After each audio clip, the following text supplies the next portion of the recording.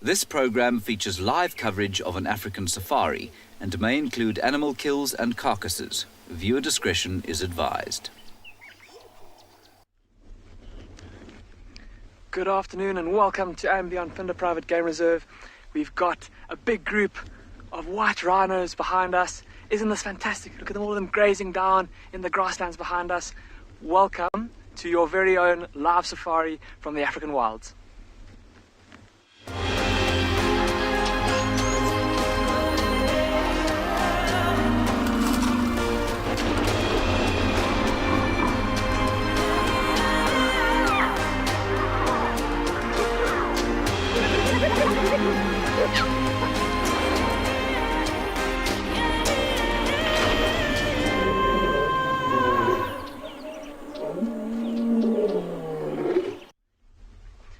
Once again, welcome everyone to Untitled Private Game Reserve.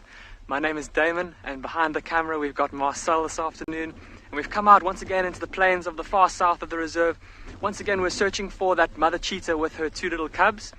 But in the meantime, though, we've managed to find quite a big group of white rhinos. Have a look at them all, grazing behind us there. 1, 2, 3, 4, 5. Looks like 5 white rhinos. Have a look at how there's kind of a couple of different sizes there, right? Can you see there's 2 much larger ones? And those would be 2 adult females. And then there's 3 youngsters. So see on the far right, that mother and then obviously her own calf that's there with her. But then the female on the left, see how she's got 2 youngsters that are following along behind her. Now, based on the fact that those 2 youngsters are not quite the same size, the 2 that are following the cow. Oh, look at that. Ooh, a little bit of tension there between the rhinos. So based on the fact that 2 of those 2 calves following the one cow are not the same size, they're not siblings, they're not twins. They would invariably be, one of them is, ooh, look at this everybody. A little bit of tension here between the 2 rhino cows. So sorry, let's try that one more time. So what I think has happened here is that the cow on the left has got her own calf, and then she's kind of adopted, or another calf is kind of tagging along, following her around. It's invariably been pushed away by its mother, and it's now sought out the comfort of a group of rhinos, being social animals. Alright, we're going to spend a bit of time with these rhinos and see what they get up to. In the meantime though, let's go have a look at a herd of zebra.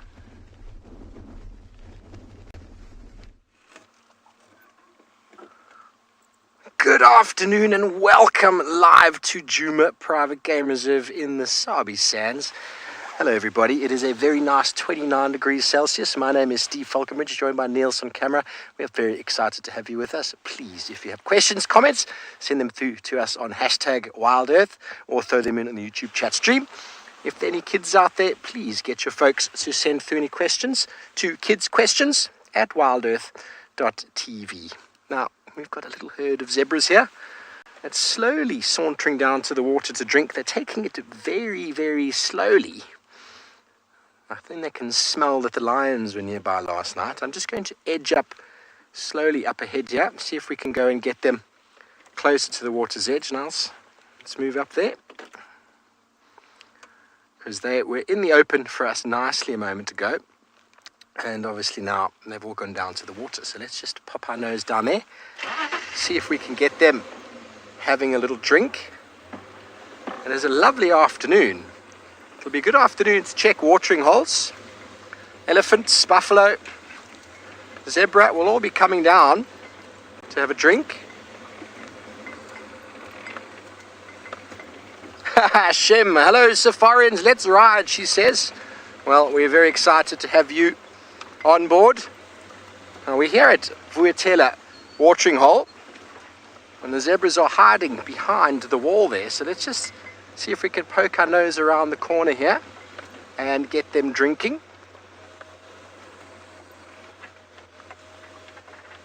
Okay, one little shot over there of them having a drink. You got them, Niels. They're a little bit skittish. Definitely smells of leopard and lion in the air are giving the zebras a hard time, but Trish has found some animals who are nowhere near as skittish as these zebras.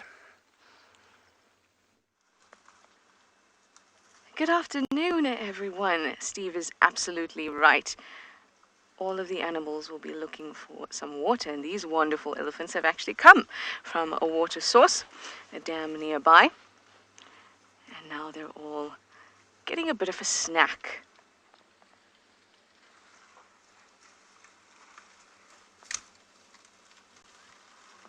Can you hear that sound? Breaking branches, stripping leaves. You can see there's a little one in there too.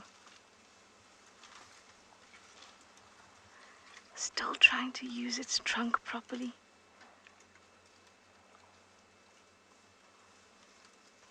Too cute.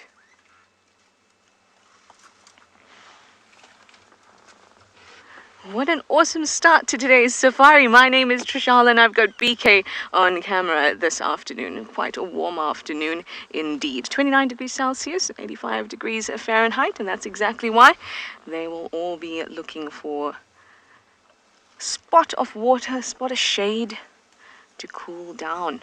Now they're actually dipping down into our dry riverbed, the Mulwati, where it'll be a lot shadier and where there'll also be some nice vegetation. As you can see, we are surrounded.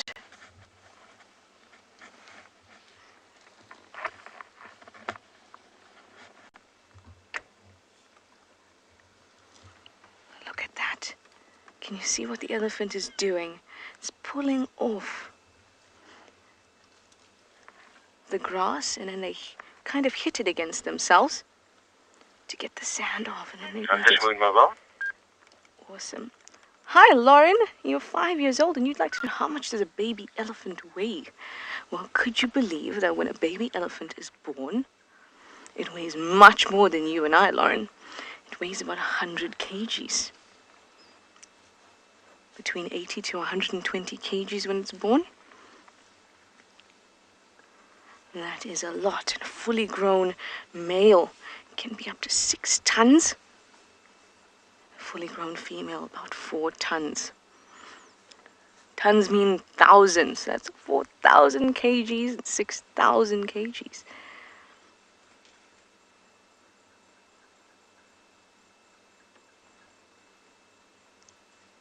Did you see that? For that moment, they all went a little bit quiet, and that's because they're talking to each other at a frequency that we can't hear. We call that infrasonic. So it's below our threshold of hearing. Gorgeous. Absolutely gorgeous. I love elephants. Big, grey, beautiful giants. I'm going to send you over to some other grey creatures at Pinda while I dip down into the Mulwati.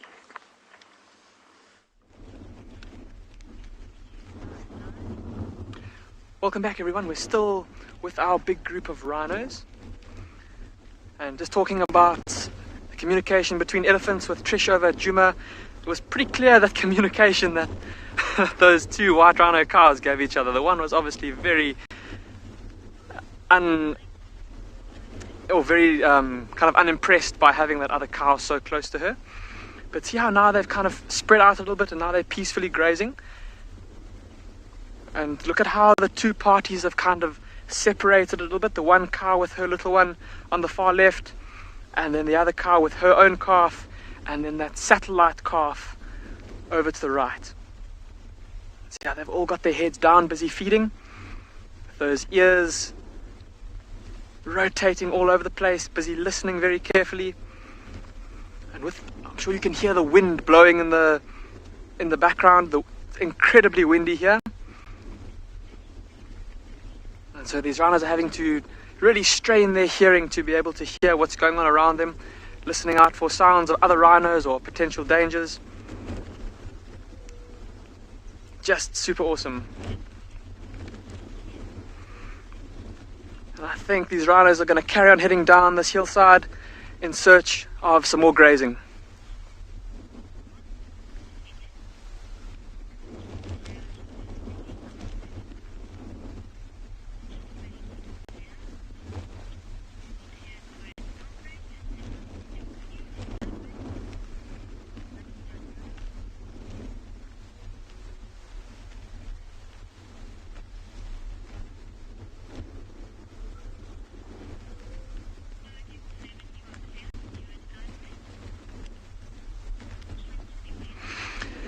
Okay, here we go, everybody. Sorry. Wonderful to have all of you on board that are watching on the internet. So how amazing is this, everyone, all these rhinos together? For those of you who watched this morning, or if you didn't watch this morning, I would highly recommend going back and having a look at the awesome little interaction we had between a female cheetah and a herd of zebra. And as she ran into the herd of zebra, kind of just playing, testing out her, or just, I suppose, getting a bit of a leg stretch more than anything, she actually panicked the zebra to the extent that the zebra started to stampede, and their panic caused a group of rhinos to panic as well. And we're in a very similar area to where that happened, so I wonder if these aren't the same 5 white rhinos. Obviously with this particular area we've been seeing lots of zebras and rhinos. Okay, we're gonna, I think, stick for a bit longer with these rhinos. I'm quite keen to see what happens. Maybe there's some more interactions between the 2 cows.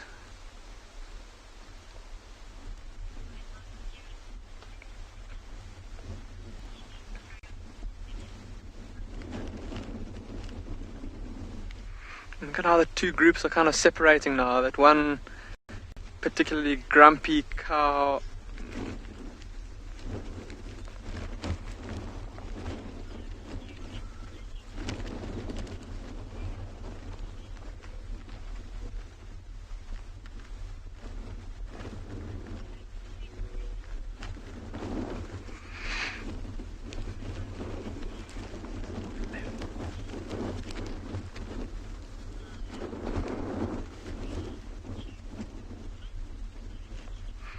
Welcome back, everybody, to your very own live safari.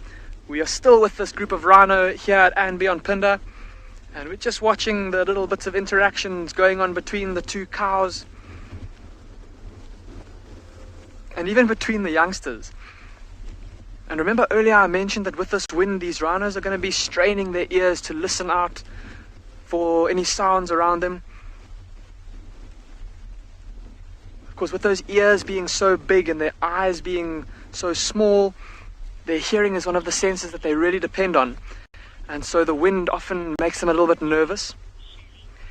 Shirley, you're asking if white rhinos and black rhinos will share the same territory.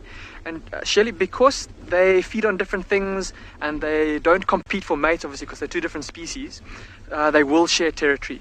So with the white rhino feeding mainly on grass, the black rhino feeding mainly on twigs and leaves, they don't compete for the same food. And so they do often have overlapping territories and they do not compete with one another. And often, well, especially in areas like this, we're incredibly fortunate to have both species of rhino. And every now and then we do get to see the 2 species together. Okay, we're going to leave these rhinos, everybody, and continue in our search for that mother cheetah and her 2 youngsters. In the meantime, though, let's go and have a look at a completely different scene in a different part of South Africa.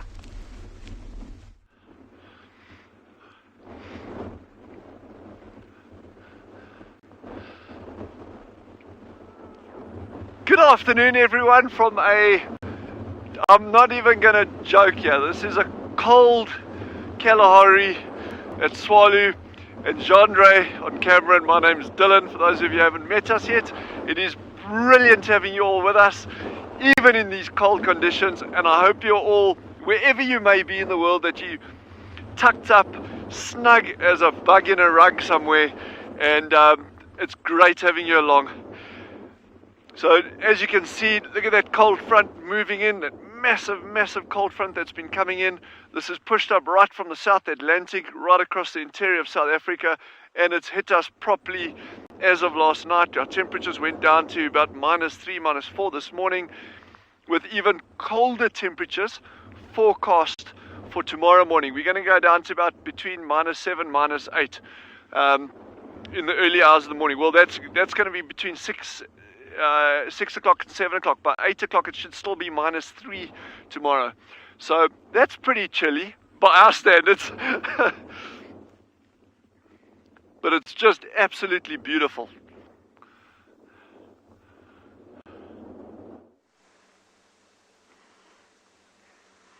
And that is exactly what, or exactly the opposite of what these elephants are trying to do. Now we're down here in our dry riverbed, the Mulwati. But you can see there's so many. It's awesome. Look at this little one in the right corner, bottom right corner of your screen. This is a breeding herd, so it's a herd of females and their offspring.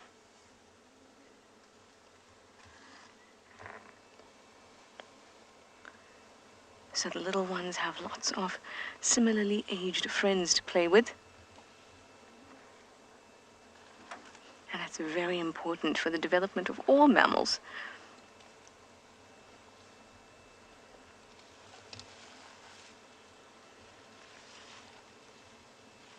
Rosalind, you'd like to know, what does it mean when an elephant trumpets? I've found that when elephants trumpet, it usually means that they are very alert, or they've been alerted by something. Sometimes they may just get scared. Maybe they suddenly see your vehicle and they didn't expect you. And then they'll trumpet. If they have a bull chasing them, and he's getting too close and they don't like it, then they'll trumpet. It definitely means that somehow they're stressed. They don't trumpet out of joy. And you'll find that little ones like this, they'll make quite a screechy trumpet, especially when they're trying to nurse from their mums, and their mums are trying to wean them, and they're not getting milk, and then they can put up quite a fight. Very noisy. Now, I actually left a gap on my right, just in case they wanted to go past me, but it looks like they don't want to go past me. So I'm going to see if I can get a better view for you guys, but there are more elephants around at Pridelands. Let's go and see.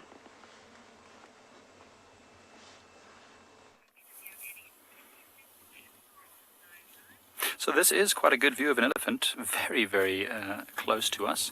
It's a young bull showing off how much grass he can eat, as well as all other things, I suppose. Beautiful elephant using the shade of this sparse tree to keep cool on this nice hot winter's day. Welcome everyone, I'm Michael Anderson. Behind the camera is Gerrit as always, and we are going to be showing you around Eco-Training Pridelands Conservancy to find whatever we can this afternoon. Absolutely beautiful afternoon, nice and windy but still quite warm, and we'll see how the wind affects how the animals behave this afternoon. These elephants don't seem to be too bothered by it. They are slowly feeding. It's a large group of bulls. This is just two of them that are right at the back, but there are at least 4 or 5 other bulls that are further ahead that we were going to try and catch up with until these two showed themselves to us. All of them are fairly young bulls. I would say these are probably in the region in their 20s, somewhere early 20s most likely. Not yet fully grown, and so they are following some larger bulls, learning some manners from those larger bulls. Learning how to be elephants. What is it to be an elephant? Most young men need a mentor. So it's the same for elephants. If they just wandered around on their own the whole time, they'd probably do all sorts of inappropriate things. So having the older bulls with them helps them to behave themselves. And these ones look like they've been in water recently. That one you can just see it's got dark on his legs. So that's probably where he waded into the water. It's a bit chilly in the evenings and the morning, so I probably didn't want to go all the way in. So we're just going to watch these elephants and see what they do.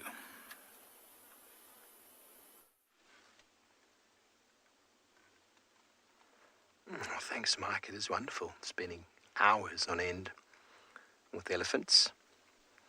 We've given our zebras a huge amount of space. They had a quick drink.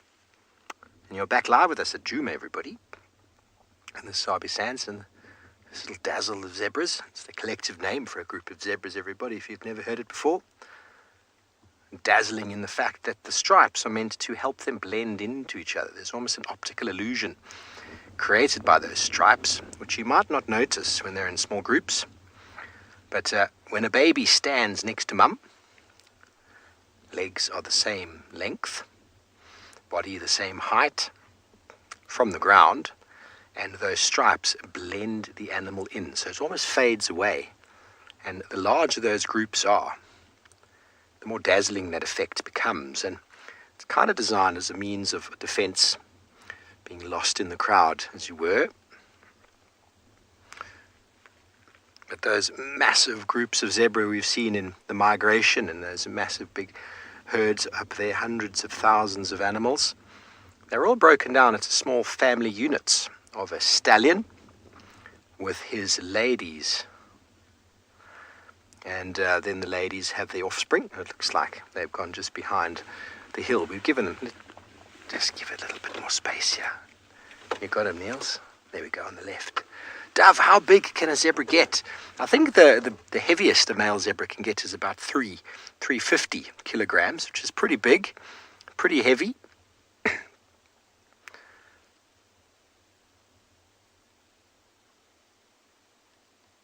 Aren't they wonderful?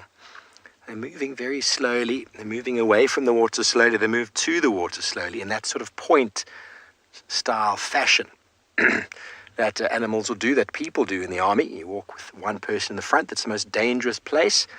You'll see zebras walking slowly, stopping, slowly, stopping. Their biggest threat is lion. And the lions were around last night. And I think these guys got a bit of a fright. We heard them shouting in the evening, and it's possible that even one of their members might have been caught. Large pride doesn't take long to eat a zebra, but they're heading away to go get something to eat.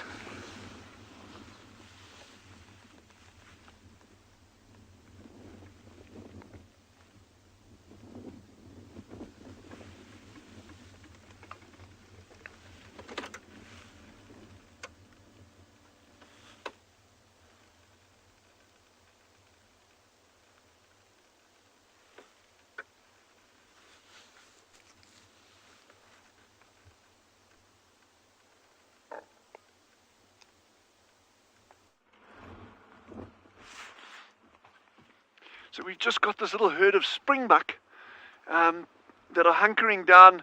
I don't want to say out of the wind, because they actually slap bang in this open area, but certainly by getting a little bit lower, there's a lot less air movement at ground level than there is when they're standing up. And they're obviously ruminating as well, so they're chewing the cud there, and that's just what ruminants need to do in order to get their food broken down properly.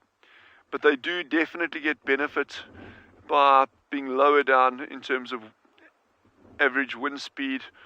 Will be slower, so they'll be fractionally warmer. You get a little bit of radiation, heat radiating off the ground over there. But it really is I've got to tell you all something. Just now.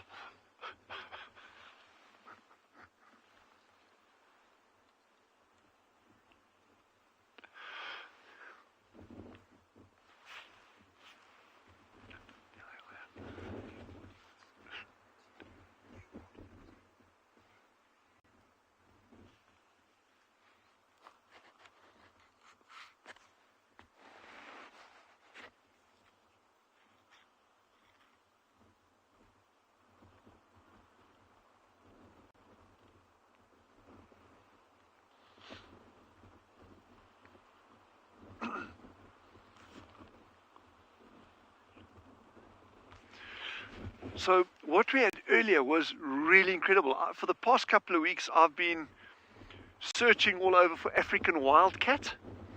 We haven't seen one yet. We've seen signs of them, but no actual sighting. So 10 minutes after the close of our game drive this morning, we get a call from Veronique, the meerkat habitué. She says, here's an African wildcat lying at the meerkat burrows. Not the rock stars, not the group that we were with this morning. This is another group of meerkat. We got lots of different groups of meerkats. This was at a completely different burrow system. We get there. Trisbob, here's an African wildcat lying, waiting at the entrance of the burrows. So we sit there for 10, 15 minutes watching this wildcat. Next thing, he gets up, darts around, and I think, well, he's just going to run off. He makes a little loop down under the burrow, and then next thing, he dashes in, straight down one of those burrows, like into the entrance, and there's sand flying. He tried to grab a meerkat there. He wasn't successful, didn't come right with it. But I was so bleak because I was hoping that that's the kind of sighting I want to get for you while you're with us on these live safaris. Anyway, these things happen for a reason, I guess. So we're going to continue down past the springbuck now down to that same burrow system, and we're just going to ferret around there. Maybe we're lucky with that wildcat. If not, we'll keep checking other burrow systems, because this kind of weather is ideal for African wildcats to hunt, and caracal and jackals to hunt around these little burrows. So yeah, if we're sharp and we keep our wits about us, maybe we'll be very, very lucky. But what a beautiful afternoon, even with this cold temperature, even with the wind. It's just good being out here and being able to share this with all of you.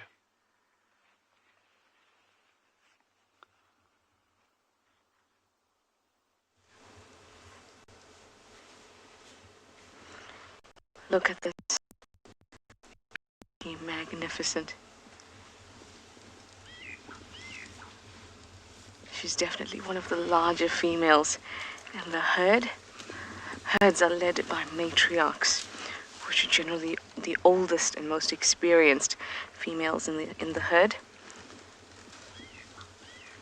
and therefore also quite large.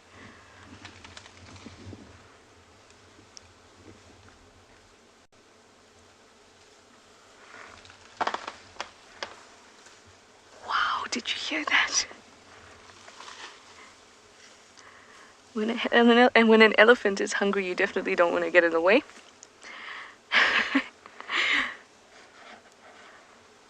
And the strength is just unbelievable.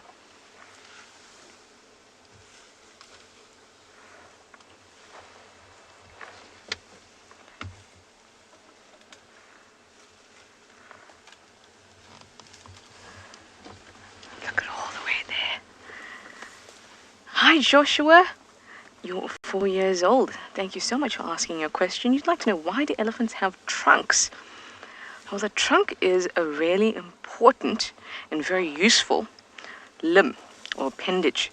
So you know how we have hands and fingers so we can pick things very easily? Well, they're walking on all their limbs, so they can't use fingers or hands and feet to do much else except walk and dig. So this trunk actually has two little finger-like protrusions, so they're like two fingers at the end of it, and that's how they can pick grass and pick leaves. Look at that. So they can use it almost like an arm, how we use our arm, and that would be very, very important when you only want to eat the best of the best. Now that one wants to join the rest of the herd that's moved across the dry riverbed.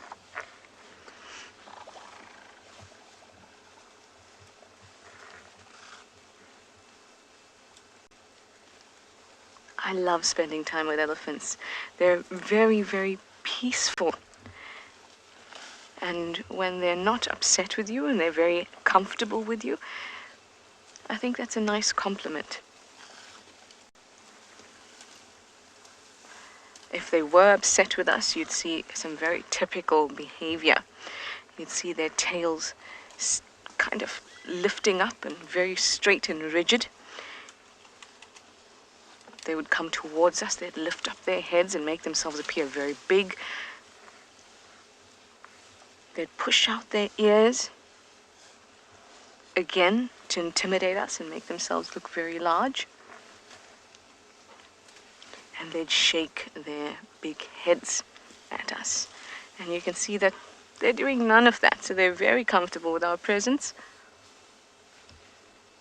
And they're far more interested in having a good snack after their swim. A wonderful sighting.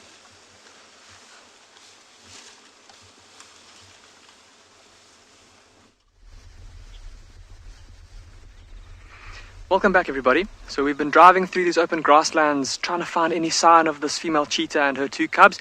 We left them somewhere off in front of me here about maybe 7 o'clock this morning, and it seemed like the mother was intent on hunting, and she would have come down into this dry riverbed looking for something maybe like an impala or a grey duiker. And while we've been driving through this riverbed, we've found this beautiful plant. Have a look at these wonderful red flowers.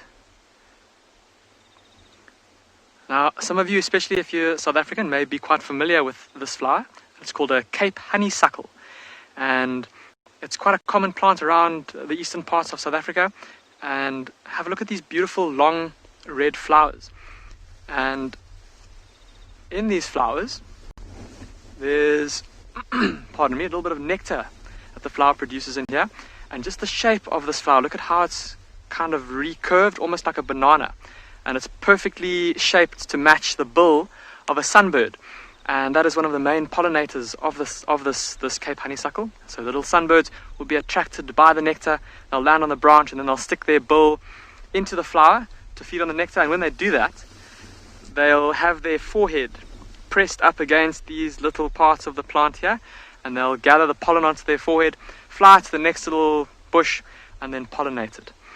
Now, as I said, for those of you that live in South Africa, that are looking for a plant to grow in your garden that will attract birds like sunbirds, this is a fantastic option. It tends to grow very well both in sunlight as well as in semi-shade, and it's also pretty wind resistant, drought resistant. Frost doesn't do so well with frost, so you might need to give a bit of a frost preventative, or maybe do some frost preventative measures around it. Aussie lady, you say it's absolutely beautiful. I definitely agree with you. It's very striking, this orange and red against the green of the bush. And with that, we're going to leave this beautiful Cape honeysuckle and we're going to go see if we can find any sign of that mother cheetah.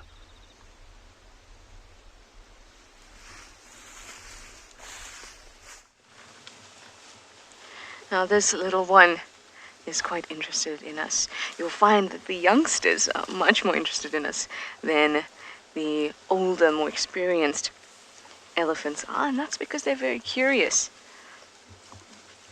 And while the older ones will know the vehicle and have experienced the vehicle, they know it's not a threat and they know exactly what it is. As in, it's a hunk of metal that doesn't do anything to them. Hello? Hello. This is what do they look like when they're curious, they're not sure what we are. Lovely. And those are the same type. That's a young boy. The young boys are always the slightly more mischievous ones. And then they give you that look and maybe even a shake, and then they scurry off, very scared. Sunset, you say you love the sound of them eating. Isn't it just special?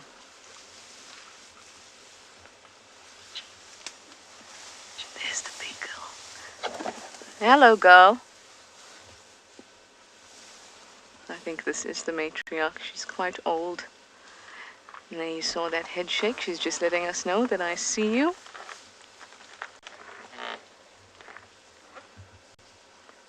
I know you. I know. You see us.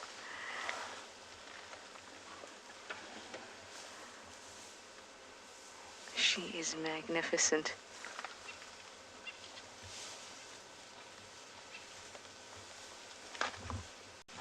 The sounds are just beautiful. It's happening right now and live.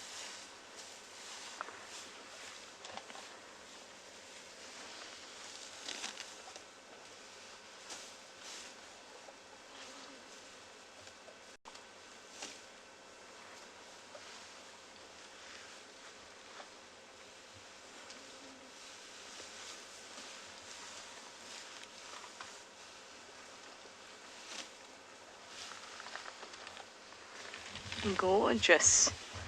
It's really nice to be able to show our SABC viewers just how magnificent these creatures are, and especially for them to experience a little head shake that this matriarch gave us as well.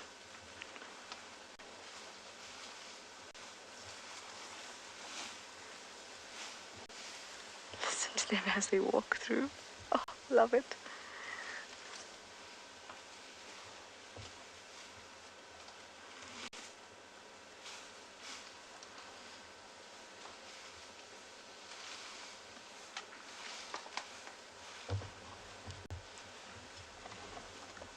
So surprisingly, they moved in and out of the Mawati very quickly, and I kind of expected them to cruise through it a little bit.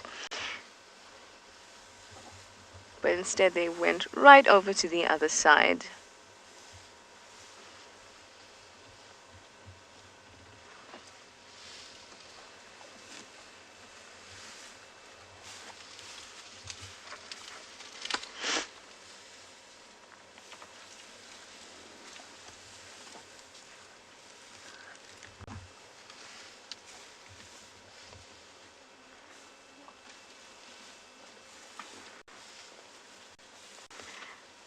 Just beautiful. These elephants are keeping me here because I don't want to move while they're so close. And remember, if you have any questions about them, please use the hashtag WildEarth. Chat to us. Give us your questions and your comments. It's happening right now, live across many locations in South Africa, so that you can have the full experience of your very own safari from the comfort of your home. Oh, look at this little one.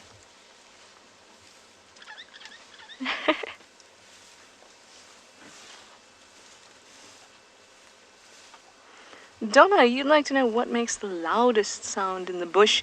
You thought it would be elephants. Elephants are very, very loud. Now, we spoke about the frequency, that they make very low frequency sounds, but frequency is not related to loudness. So something can be very low frequency and still be very, very loud.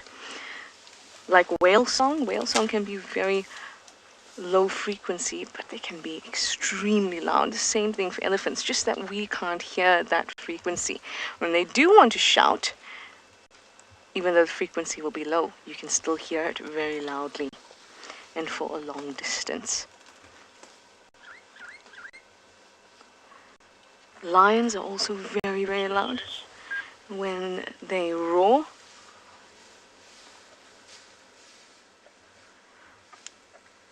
Gorgeous. Well, my elephants are a little bit quiet. I wonder if the elephants in Pridelands are as well behaved.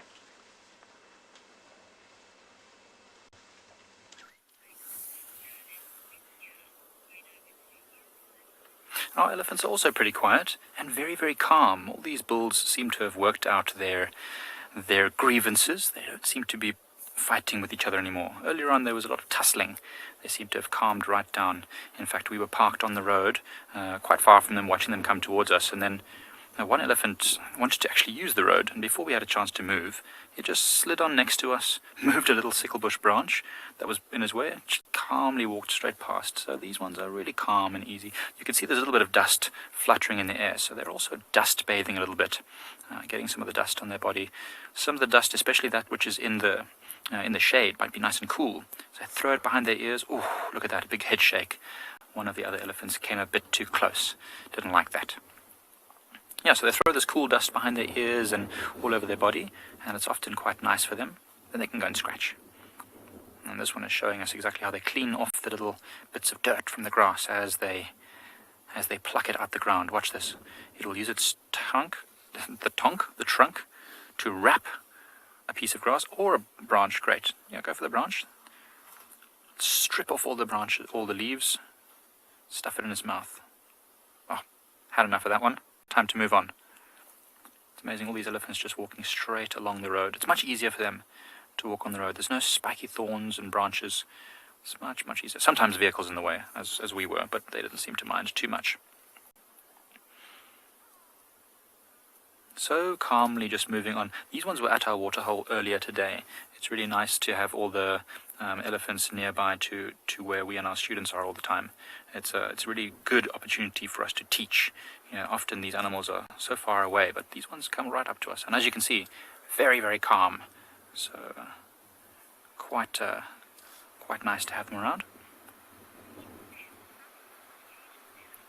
Steph is asking how we can tell an age of an elephant. Well, Steph, that's a good question.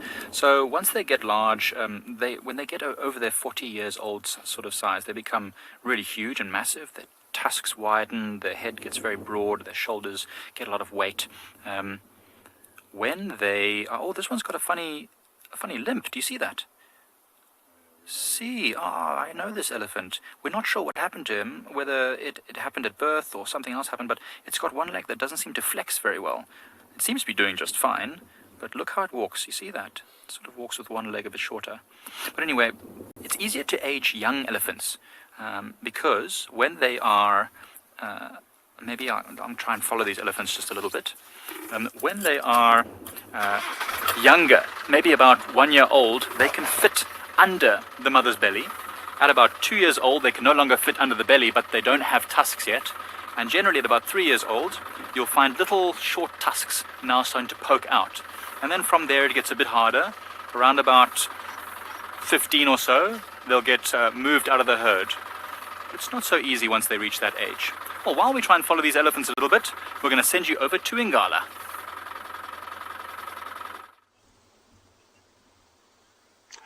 Good afternoon, everyone. Welcome to NBO Ngala. My name is Bunny, and I have got Owen behind me as a cameraman for the day. We started a little bit late because of the technicalities of the load shedding, and we have managed to find this young male leopard. We think that the mother and the sister might be in the area because they've got the small carcass up a tree behind us. At this moment in time, it looks quite flat. Looks like he's still digesting hard. We are going to hang around with him to see if we can be lucky enough to see him getting up and head back towards the tree for a little bit more feast. There is at least up to about 30% of that impala left. It was a female impala, but of course, in between the three of them, one female impala won't go a long way.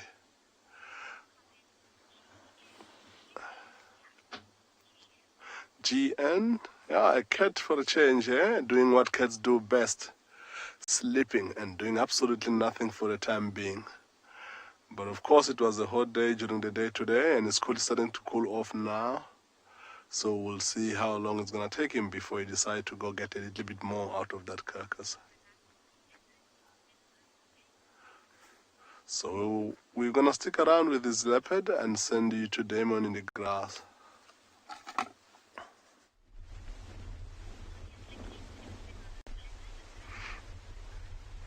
So from a leopard to a search for some cheetah, and before we get into this, everybody, if you are sensitive, I would advise that you look away now. We've managed to find the carcass of an impala ram, and have a look at the back here and how it's been eaten. We'll talk more about that in just a sec, though. I'd first like to show you a little bit closer to the head here. I don't know if you can see where I'm busy pointing my finger, but just down here at the throat, there's a big patch of wet fur where this impala would have been asphyxiated by looking at the state of the carcass, more than likely a cheetah. And so the cheetah would have chased this impala down, tripped him up, and then grabbed his throat and used those very powerful locking muscles on the sides of her face to lock her jaw and then strangle this impala to death. Now, have a look here at the back of the impala and see how it's all been eaten away very neatly. The bones are all still pretty much exactly in place. Very little of the bones have actually been eaten.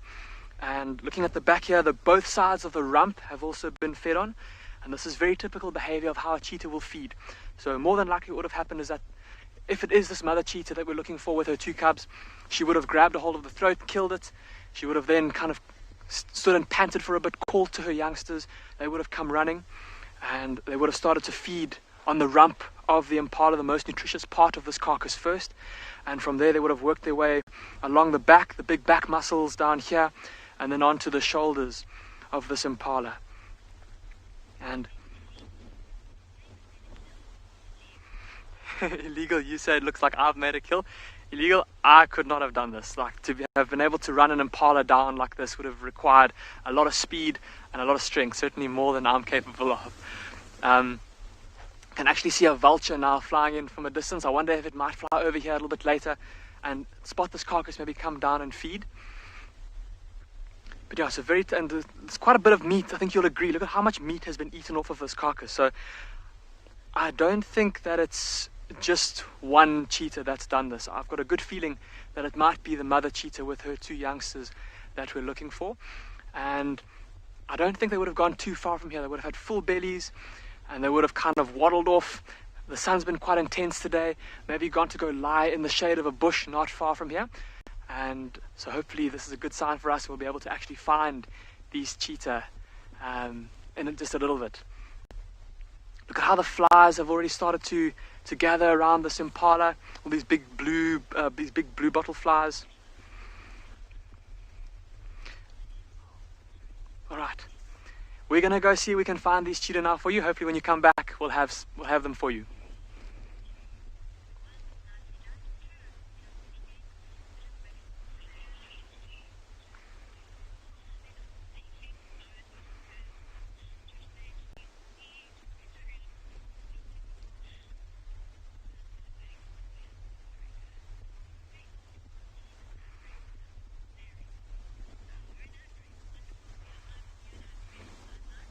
Welcome back everyone, to everyone that's watching on the internet. So pretty exciting stuff, hey, that we've managed to find this carcass of this impala, and a good sign that this mother cheetah and her youngsters have been able to eat. If you joined us this morning, you will remember us saying that they did look like they could use a meal. So very exciting that they have managed to, well, again, surmising, just looking at how much meat has been eaten here, that it is that mother with her 2 youngsters. They've cleaned off quite a bit of this carcass left.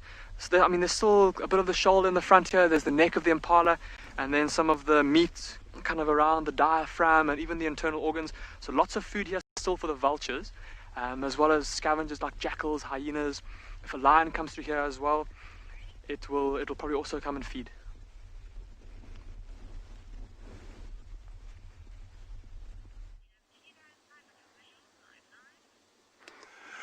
So the leopard is just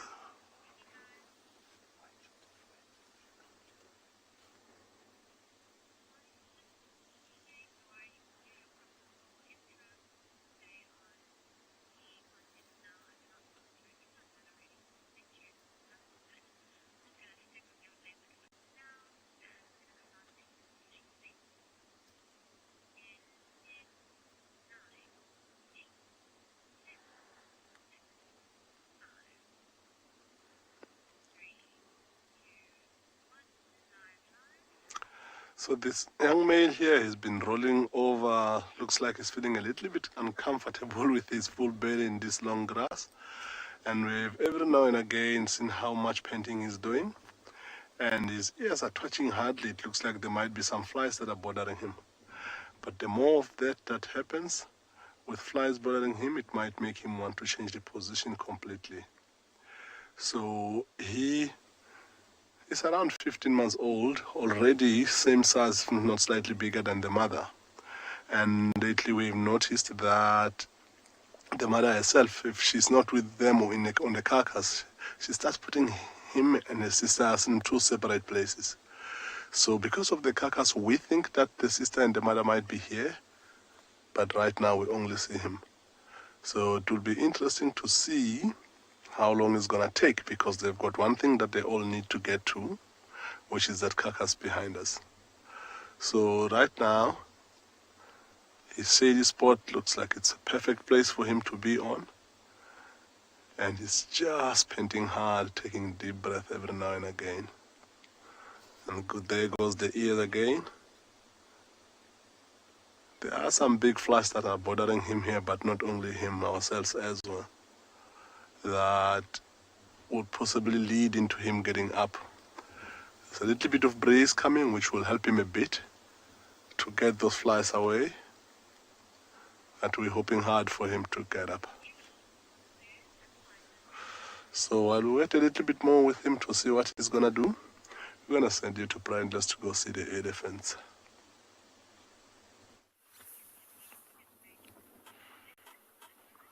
So we managed to get around onto a different road, and we found this group of bulls heading straight down the road towards us.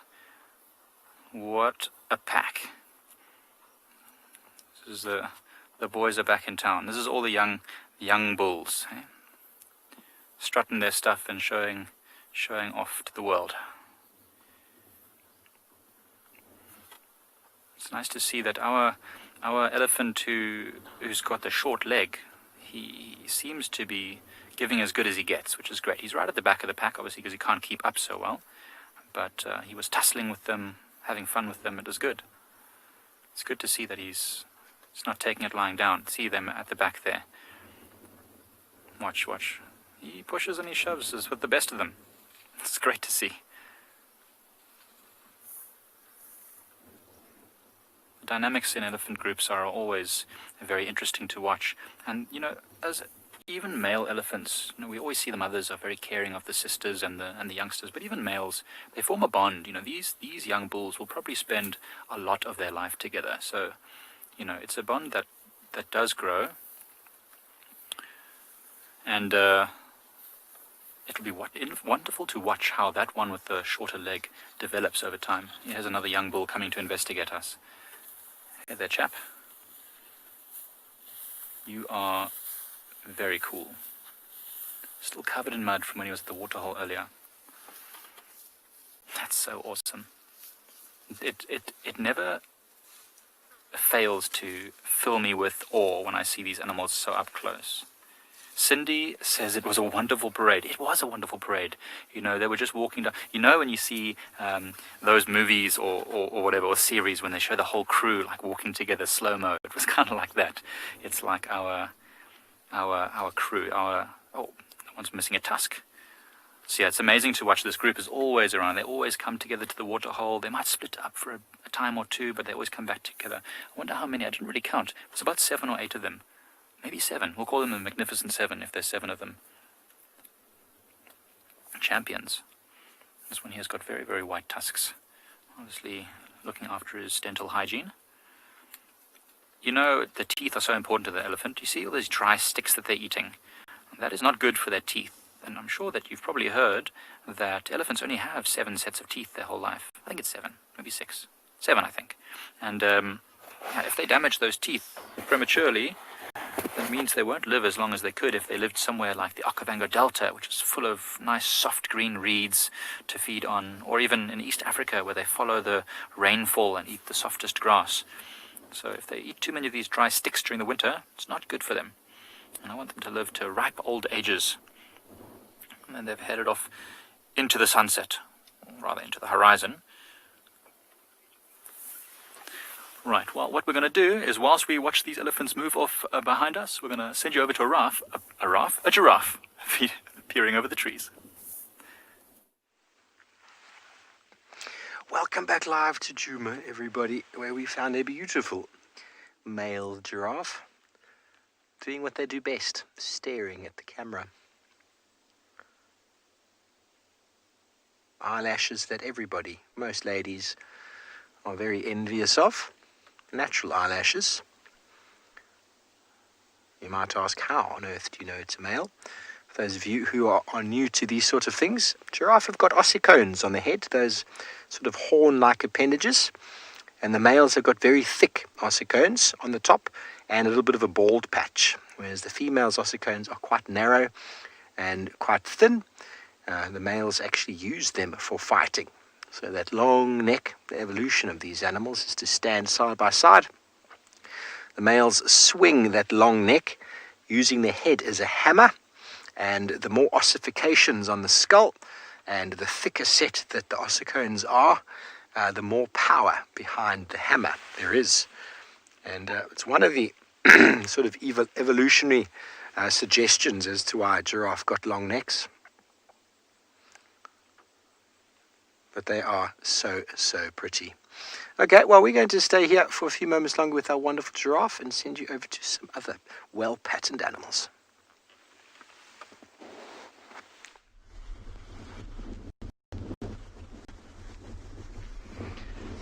Have a look at this, everybody. And just in the nick of time, we've managed to find this female cheetah lying under some guarri bushes, trying to get out the wind. Oh, look at how fat that tummy is. And let's watch where she goes, because she's got a surprise for us, everybody. Just as we suspected, it's the mother with the 2 little cubs. And then she's just gonna go check up on them. They're also looking fat as ticks and also hiding out behind that little quarry. It doesn't look like it's gonna offer them much protection from this wind, but it's better than nothing, I suppose. So just like we said, she's maybe a couple 100 meters away from that dead impala. Giles, you're saying yay cheetah? Absolutely, Giles. And like I said, in the nick of time, we managed to find it. Look at that little cub walking underneath its mum's tummy, rubbing its back and its tail against her. So affectionate.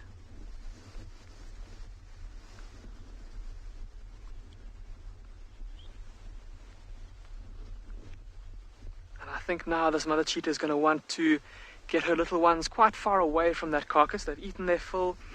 And of course the smell of the blood and already those vultures flying around might start to attract scavengers like lions or hyenas in the coming darkness. And they'll all be potential threats to this mother and her little ones. So thanks so much for joining, everybody. We'll see you next time. If you'd like to continue watching, go over to our YouTube channel to see what these cheetah get up to.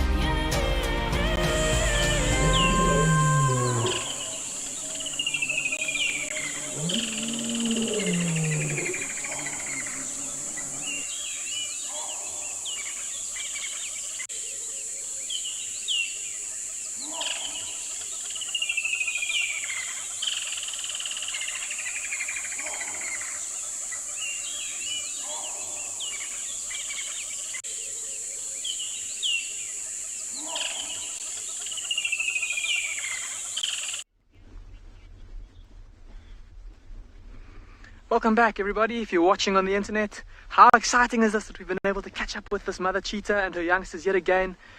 And while I suppose it would have been quite fun to get to watch her stalk and chase that impala, I think we got to watch our chase this morning with that other female cheetah, but also good to know that she's got some food in her tummy. And I think, like I said, she's going to want to move away from this area just to keep her little ones and herself safe from any scavengers coming with the onset of darkness. So we're gonna stick with her and see where she ends up. So yeah, before she gets too far away, I'm gonna follow along behind her, everybody.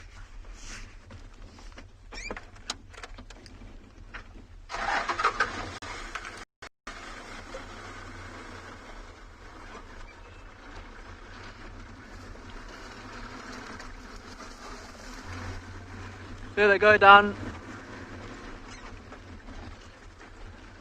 that little game path.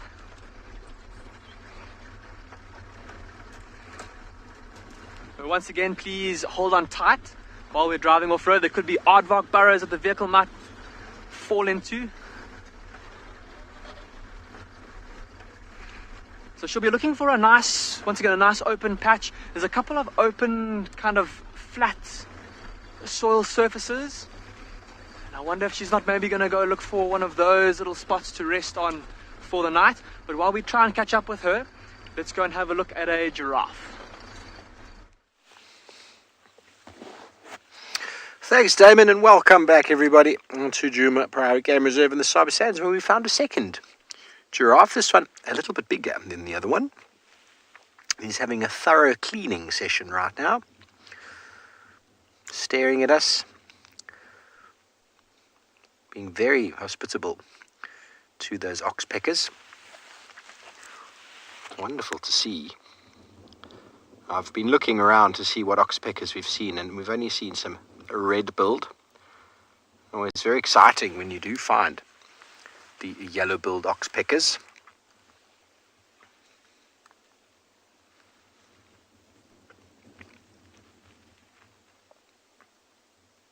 Big boy.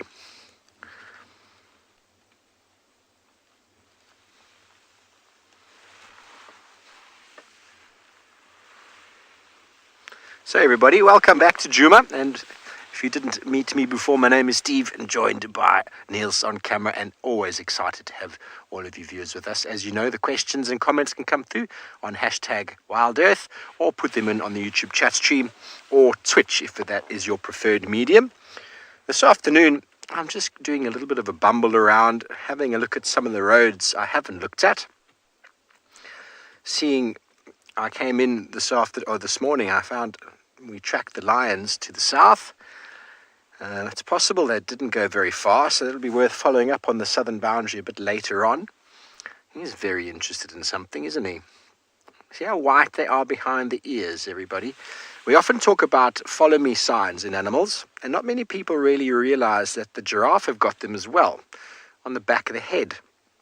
When giraffes are walking, or when a giraffe is doing exactly what it's doing now, all the other giraffe are behind it, can go, ooh, where's he looking? And they know exactly where the giraffe is looking. So a giraffe that's doing that is always worth checking out. It's possible that he's just looking at the other giraffe that's there, or they're looking at a predator in the long grass. But it sounds like, or seems like, he's given up on that because someone else has found a leopard instead.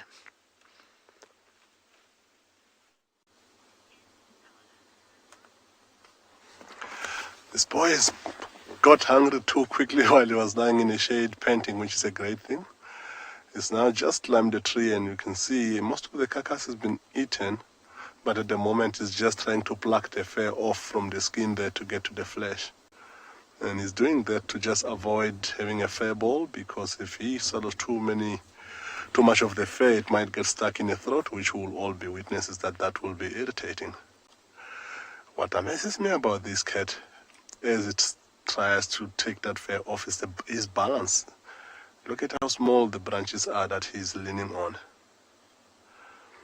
And looking at how, as he plucked the fur off the most of the skin, which looks like it's right onto that impala's back, that leg is dangling so much that makes me think that there is a chance that if he tries to pull forward too hard, the skin that's holding the leg into the carcass at the moment will break, and then that might fall down.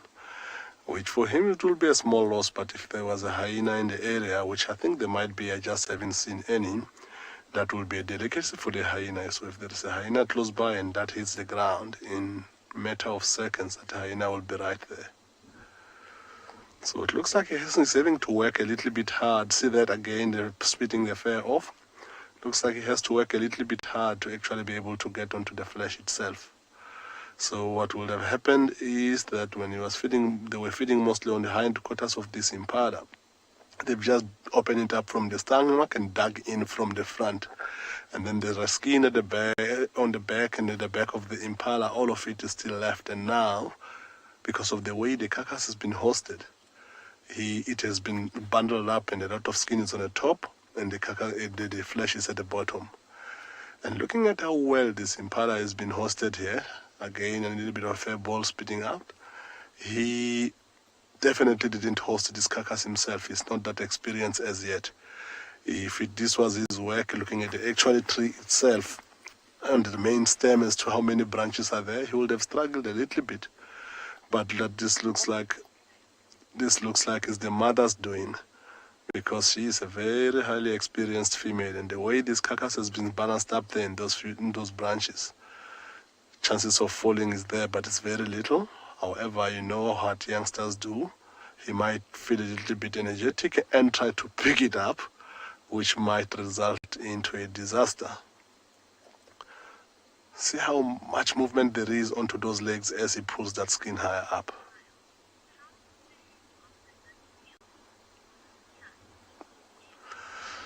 Giles, they will not go out of their way to hunt for the next day or so, but predators are opportunistic, and sometimes they've got a very low success rate when they hunt, between 20 and 30%. So even as soon as they leave this carcass and move away, if they see a great opportunity that presents itself, they'll always go for it, because you never know. If you miss an opportunity, you never know when your next meal will be. So for them, it is advantageous to take every opportunity they can get. But sometimes they can go for a very long time. If they haven't had any good opportunities and they hunt and miss them, they can go easily for a week without any meal. So after a meal like this, they will be reasonably full for the next 2 days or so, but that will not stop them from catching anything else if there's anything on their way.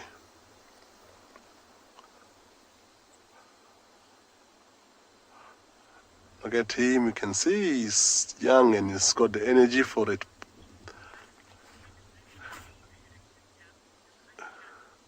So it looks like he's going to be digging onto that skin for a while, still plucking the fur off. So while we wait to see how long it's going to take him before he gets into the flesh, we'll send you over to Damon at Pinda with another cat.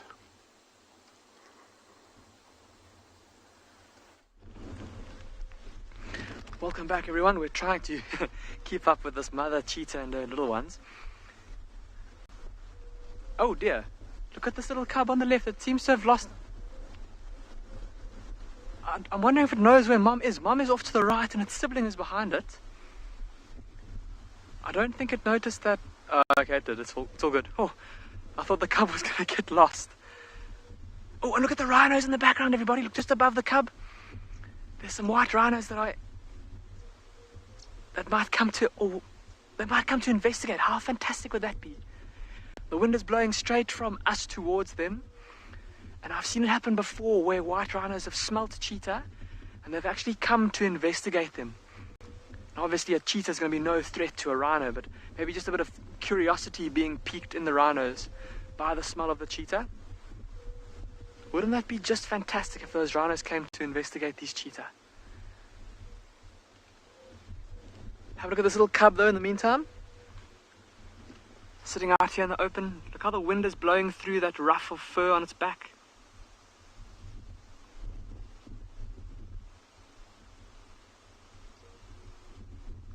And of course when this cub was born, I don't know if any of you have ever seen a cheetah cub or maybe a photograph of a very small cheetah cub, but when they're born they've got this big ruff of pale hair that runs down their backs all the way from their neck all the way down to their rear.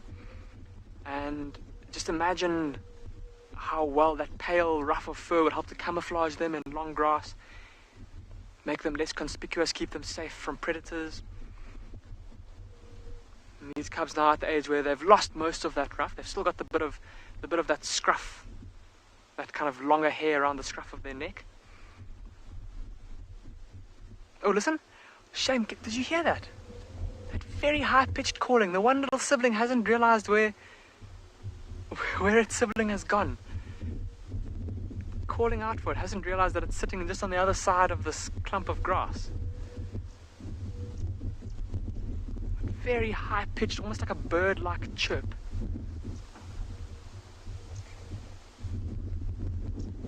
Here we go, going back to join mum and sibling. Oh, look at how fat that tummy is.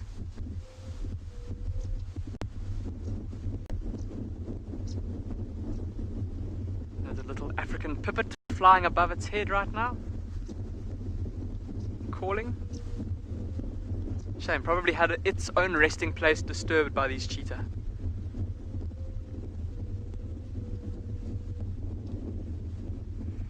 Look at that little cub's tail, how it's crooked. Very interested. Dizzy is saying that this is a very funny little cub. Very entertaining, Dizzy. I suppose cheetah cubs are always busy, always up to something. So there's the sibling, also smelling that same spot. I wonder if there isn't maybe some dung there, or maybe a wildebeest or a zebra. Maybe even another cheetah's scent mark.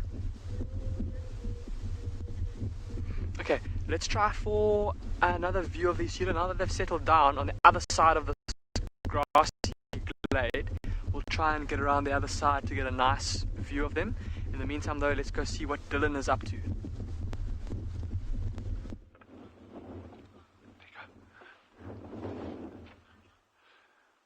Guys, a new species.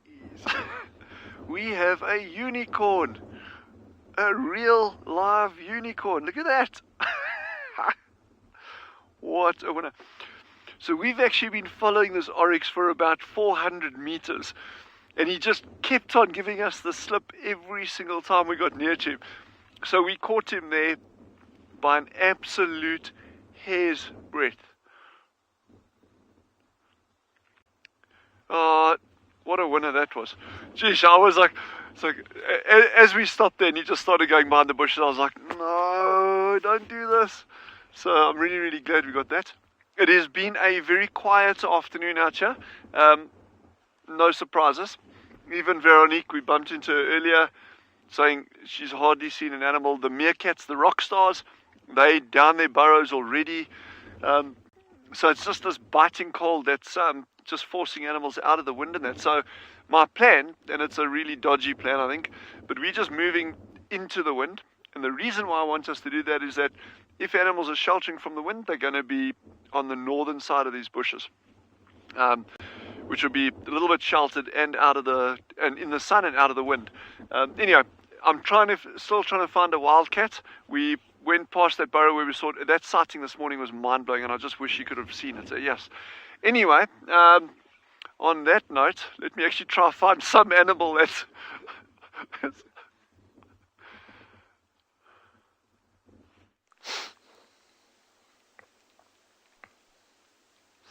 Thanks, Dylan, and well done for finding a unicorn. That's quite incredible. We stayed with our male giraffe, who was staring at us for the longest time, and we figured out what he was looking at. And the direction he was looking at, there was actually a warthog that was sort of half out of its hole. And that caused the giraffe to be very interested. Giraffes have got great eyesight, so they'll stare and look at things, make up their mind about whether it's dangerous or not, and then move off to go and feed. And right now, it appears to be feeding on a torchwood that is being kept very short and very well groomed. The torchwoods, some of them we find out here are enormous, but for the most part in my guiding career, I haven't found many torchwoods that are very big. They're normally about this sort of size and kept in check by the browsers. They're very palatable. Excuse me. Very, very, very palatable. And some people might think, excuse me, giraffes are strange or weird. Indeed, they are a little bit strange, a little bit weird. That long face, the long tongue.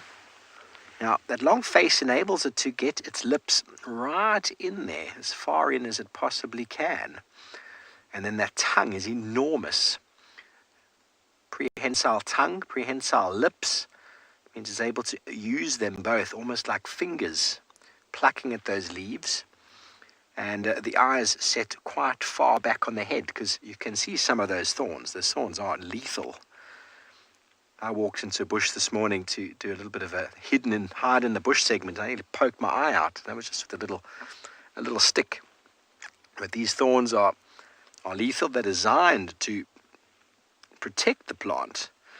But you can clearly see this giraffe is not fussed at all by 3, 4, 5 inch long thorns.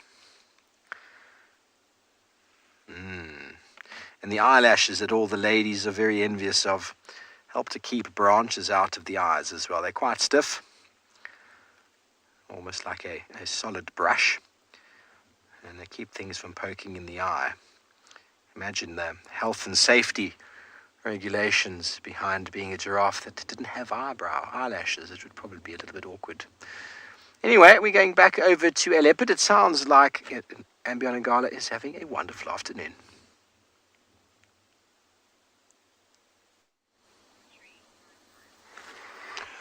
So this boy has been feeding a bit on that carcass, and yeah, he did what we thought he was going to do. So he dropped that big piece of meat that looks like it was left.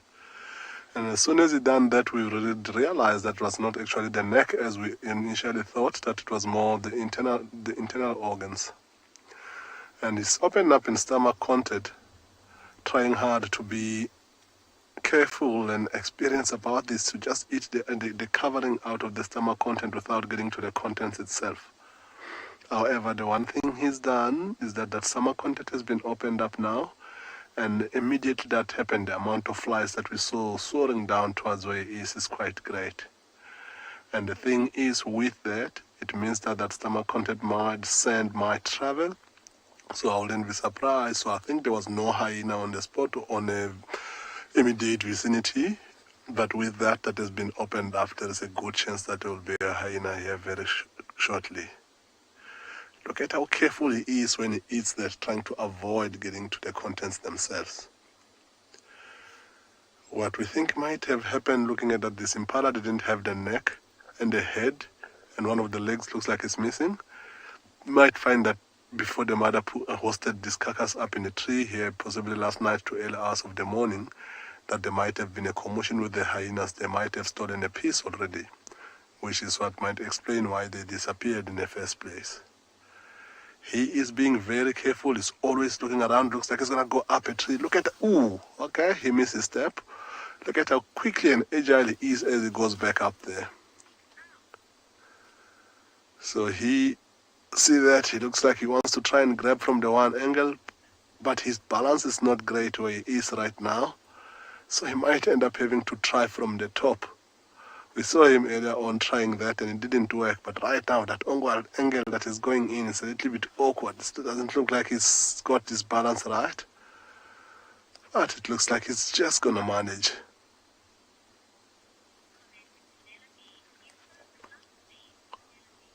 Penelope, yeah, young animals are clumsy. They slowly but surely learn to be efficient and make things easier for themselves, but right now he's clumsy and there's a lot of branches where he is. But he's doing a great job. Look at the angle that he's just got himself on. It looks like he wants to get onto that leg. He's eyeing it out, but it doesn't look like he's far enough to reach. Then he goes for the tail. Look, he looks like he's going to end up dropping the whole thing here. Ooh. I think he's still figuring this balance thing out himself, which part must he touch. See, just cut the tail of this impala, dropped it onto the ground. There's not that much meat on the tail itself. It's a lot of fur there. So, of course, after seeing him plucking most of the fur, he's thinking the same thing, I think, about the tail, having a lot of fur to give him a fur ball. It looks like he might even try to go for this leg that's dangling down.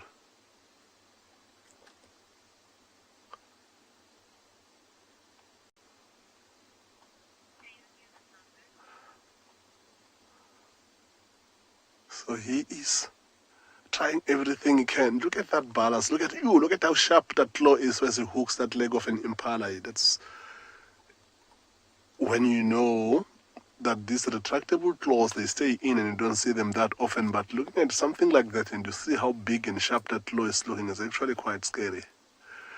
So that is going through a leg bone. As you can hear the crunch, but I think he's pulling too hard that the skin from the rest of this impala looks like it's about to tear. I don't know if he'll keep his balance or he'll be able to hold on to that leg that he's got now. Look at how carefully he's chewing. Look at how careful he is as he crunches those big bones to avoid swallowing one of those big bones to end up getting stuck into his throat. So he is being very, very gentle, which is a smart idea. The size of the bone is crunching on an impala, like a femur bone. It's not the biggest in the whole body, but it's quite a strong bone that it's impressive to actually see him breaking it down. But you can see how gently he is, how he's moving that bone right towards his cornicial shear, which is his strongest teeth, not the canines in front. And you can hear the crunch again. It makes me hungry.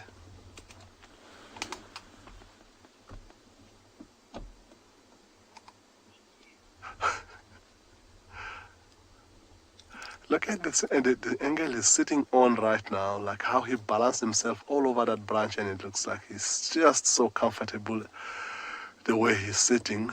I always say that leopards make... So we're gonna sit around here a little bit more and just see what he's gonna do from this angle and see if maybe hyenas will get attracted to the stomach contents and see what unfolds.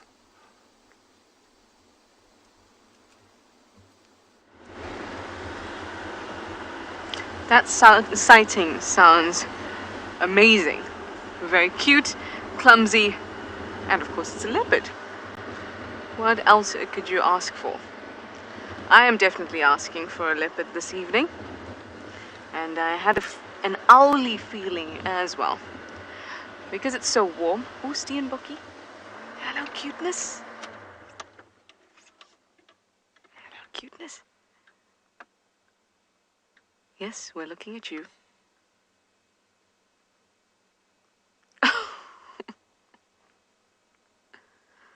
Did we scare you?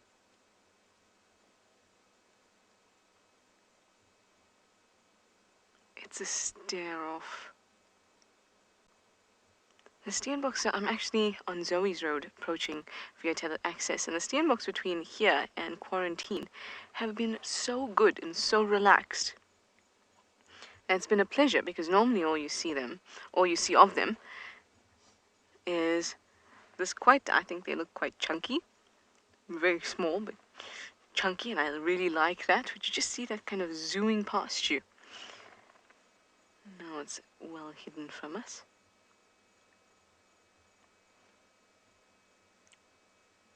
So we've been really lucky.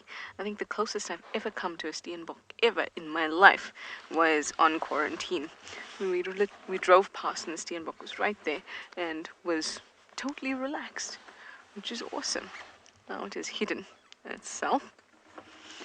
So what I was saying is I was feeling a bit owly, and then because of the warmth, I thought that maybe an owl tonight would not be a bad shout. Maybe a chameleon, and then BK pointed out perhaps an owl with a chameleon in its talons. And then I thought, unfortunate, but I mean that would be pretty cool. Alright, well, I'm traveling very, very slowly and trying to make my way north, but I'll send you to something much quicker at Pinda.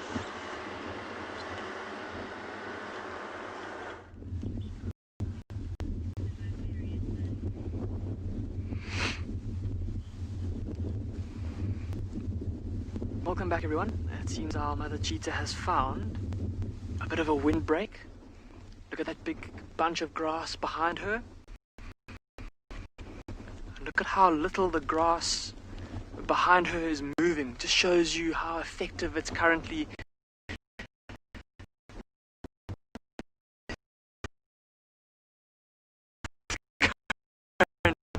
being as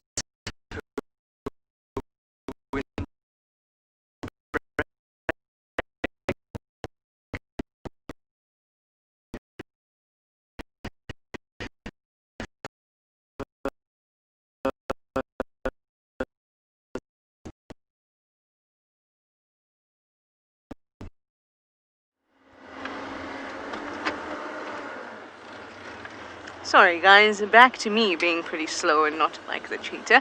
I'm sure we'll get them back in no time. So I've decided to get up through Aubrey's and then come back south through Gallego shortcut. I have checked the den a number of times today. No activity, and that just might be a result of the fact that there are more vehicles on the property, and we are pretty lucky, to be very honest, that Ribbon was denning at a time where it was very quiet, so she was very relaxed with us. And now there's a few more vehicles around, it's a little bit more busy, and I think that maybe she's not spending as much time as she would normally. So I think it's important to give her a bit of space as well.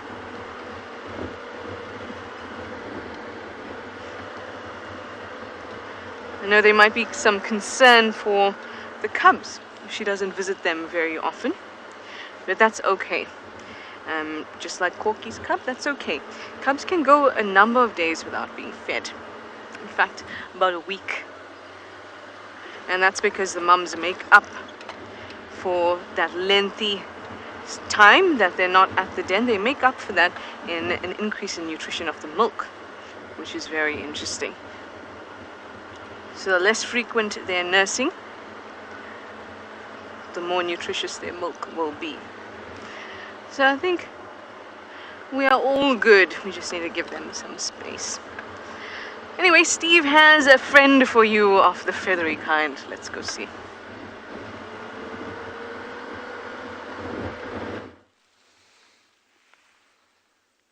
Thanks, Trish. From the long-faced giraffe, who we all think to be very beautiful, to a very long-nosed bird, the flying chili, also known as the southern red-billed hornbill.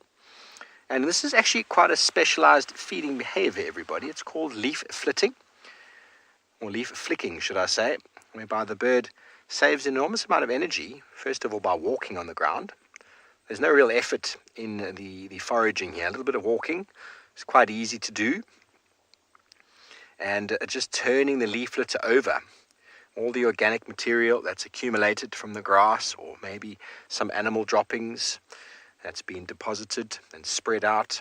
And there we go, flicking it up like popcorn. And lots of insects are underneath that surface layer. And it's how the birds, many of the birds that spend time here and don't migrate, can survive. They're able to access food through this type of behavior. See many birds doing it. The hornbill is very noticeable with their beaks. Starlings will do it. Barbets as well. We see francolin and guinea fowl doing it. They generally use their feet to scratch. So a very useful strategy of saving energy and at the same time finding a lot of food. So looking for termites, ants, any insect larvae that might be in the ground. There's also grass seed as well as any seed from trees that might have fallen down. Beetle larvae.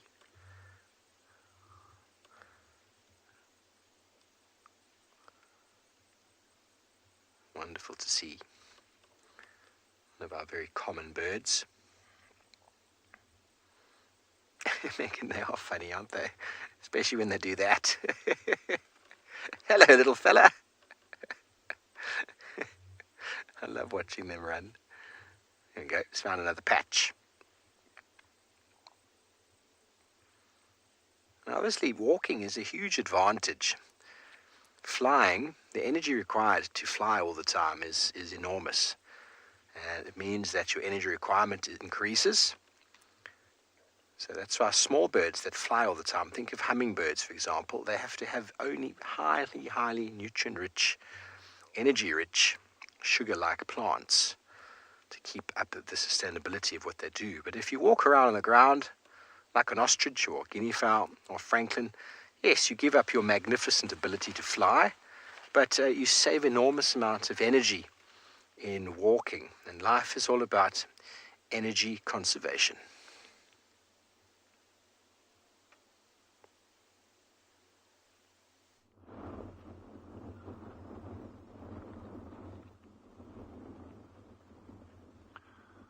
Got this magnificent sable bull, and when we found him, he was actually sheltering on this side of the bushes. He was feeding, but he was just standing out of the wind on this side. And one of our colleagues was just talking about energy saving in birds now. So this whole thing about standing out of the wind when it's cold like this, it's not because it's uncomfortable, but really it's just absolutely draining your energy. It's sapping your energy by standing in this cold wind. So you're burning through a lot more, you need to forage a lot more, and that's the reason why things like the meerkats disappear. That's why we're going to drive now and it's very quiet in terms of the small stuff. Even bird life has been very quiet this afternoon. So it's obviously less of a problem the larger you are. So this sable is probably a little bit uncomfortable, but it's not too bad for him. And he's just feeding happily there. But what a magnificent animal. I mean, I think they are certainly one of my favorites.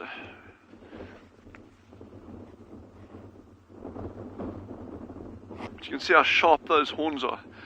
Yes, you don't want to be on the receiving end of one of those. If you're a lion, for that matter. We've never seen our wild dogs going for sable. Well, we've actually got one recorded instance, a single one.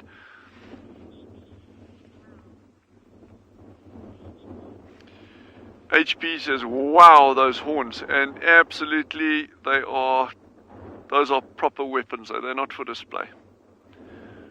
But I was mentioning in my entire time at Tswalu, I've seen wild dogs on a sable kill once, but the animal had actually been reported a couple of days prior to that with a very bad limp, what appeared to be a shoulder injury. So it could have been that the thing had died and the dogs found it like freshly, or it was kind of like on its last legs if it was limping, and the dogs caught it like that. But normally a bull like this would be out of the prey range of wild dogs. And yet we've seen them take adult gemsbuck, which is not much smaller than these, and as dangerous. So, but it's interesting watching the wild dogs hunt, and hopefully we'll see that over the coming weeks. We'll just keep our eyes open for them. But you'll often get them trotting straight past the animal that they can see is standing its ground, that's healthy, in good condition, and then they just go straight past it looking for easier prey.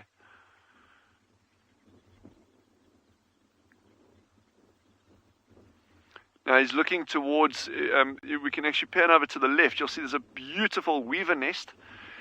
And there's been a flurry of activity. The birds were just going in and out of there like crazy. You can actually still see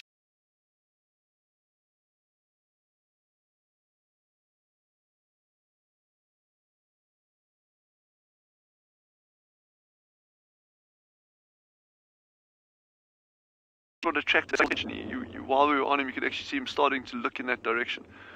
So they're very, very, very in tune with the environment. Any sounds, anything that could be cause for alarm will draw their attention. But what an animal. I mean, that is just magnificent on every level. I'm really glad we found this for you. So this boy has eventually managed to break that one leg away from the rest of the carcass, or the skin that's left behind. Of course, that's what he's nibbling at on the ground, because he struggled to keep that thing balanced when he was up there, and it dropped, and then he came down for it. It looks like he's learned a lot of life lessons today, as far as trying to balance himself up a tree, how to reach the carcass when it's dangling too far from the main stem. And right now, I think because he was lucky the first time with the stomach content and the hyenas are not here yet, actually it looks like that is something on the ground that I didn't see earlier. It looks like that impala's head. So it's nibbled on the head already. It looks like this was a young impala ram, looking at those tiny little horns that's still attached to the skull there. So it looks like it's just finishing off on every little bits and pieces of this carcass. He is becoming too casual about this on the ground. Of course, his locked out hyenas were not active yet, and it doesn't look like there's any close by. But this is not a great idea for him to get used to when he's got a full-on carcass still, because the amount of hyenas in this reserve is intense. And he's going to learn quickly, but he's going to lose a carcass or two if he gets into that habit of thinking that feeding on the ground is the safest place possible. So right now we don't see any of these hyenas. It doesn't look like it's getting much of the flesh left, even from that skull that he's trying to nibble on right now. But it looks like he knows that he might not be able to find food for the next day or so, so he's trying to get himself as full as he can with what he can get out of this. Looking at how every now and again he still looks back up. It looks like when he's done with that skull, he might climb back up for a little bit of skin and the two legs that are left up in a tree there. But yeah, the skull looks like it's a little bit of a struggle for him. Sarah, yeah, he's done well so far. He hasn't wasted anything at all, and it looks like he's still trying to keep up the good work of taking as much as possible, which is a smart idea from his side. Just so that if he moves away from here, at least he moves away with a full belly. So there is not that much really left out of this area. It makes me think that he will try and finish whatever he finishes, and he might hang around for a bit. Either the sister or the mother are close by, we don't know because we haven't seen them this afternoon. Or he might eventually think of just going towards the water.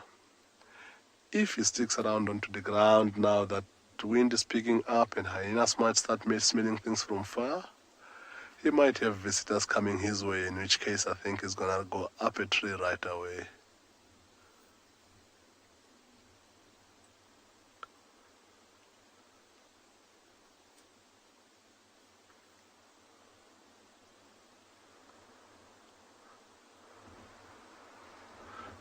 looks like he's struggling a little bit there with the balance of the skull. Of course, there is not that much surface for him to hold on it from, so this thing is going everywhere.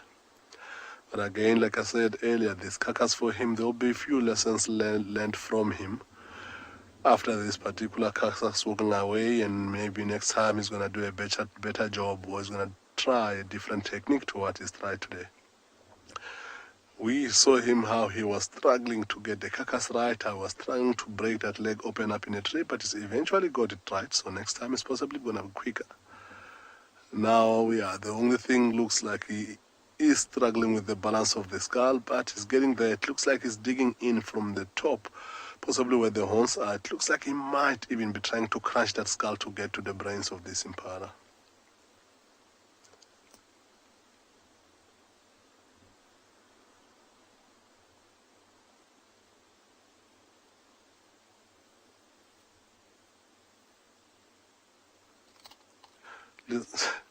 Did you hear that crunch, eh? Crunch.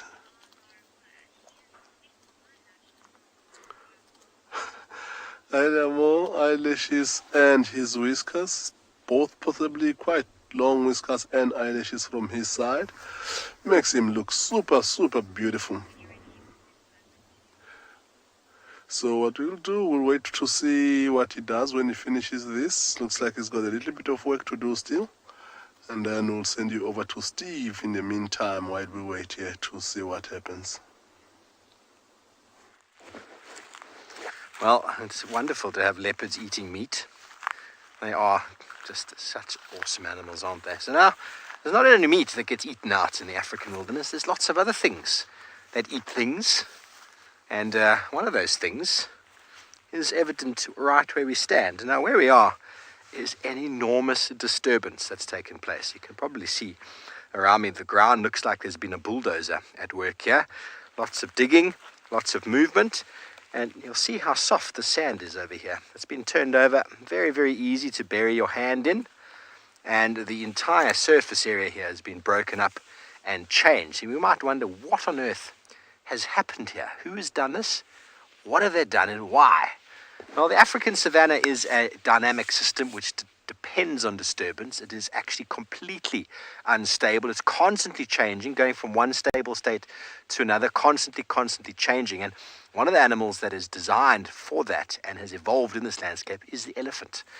And here we have got a very nice pile of elephant poo, and probably underneath that we're going to find an ecosystem. No, there's not too much. There's some mycelium growth there as the elephant dung is decomposing.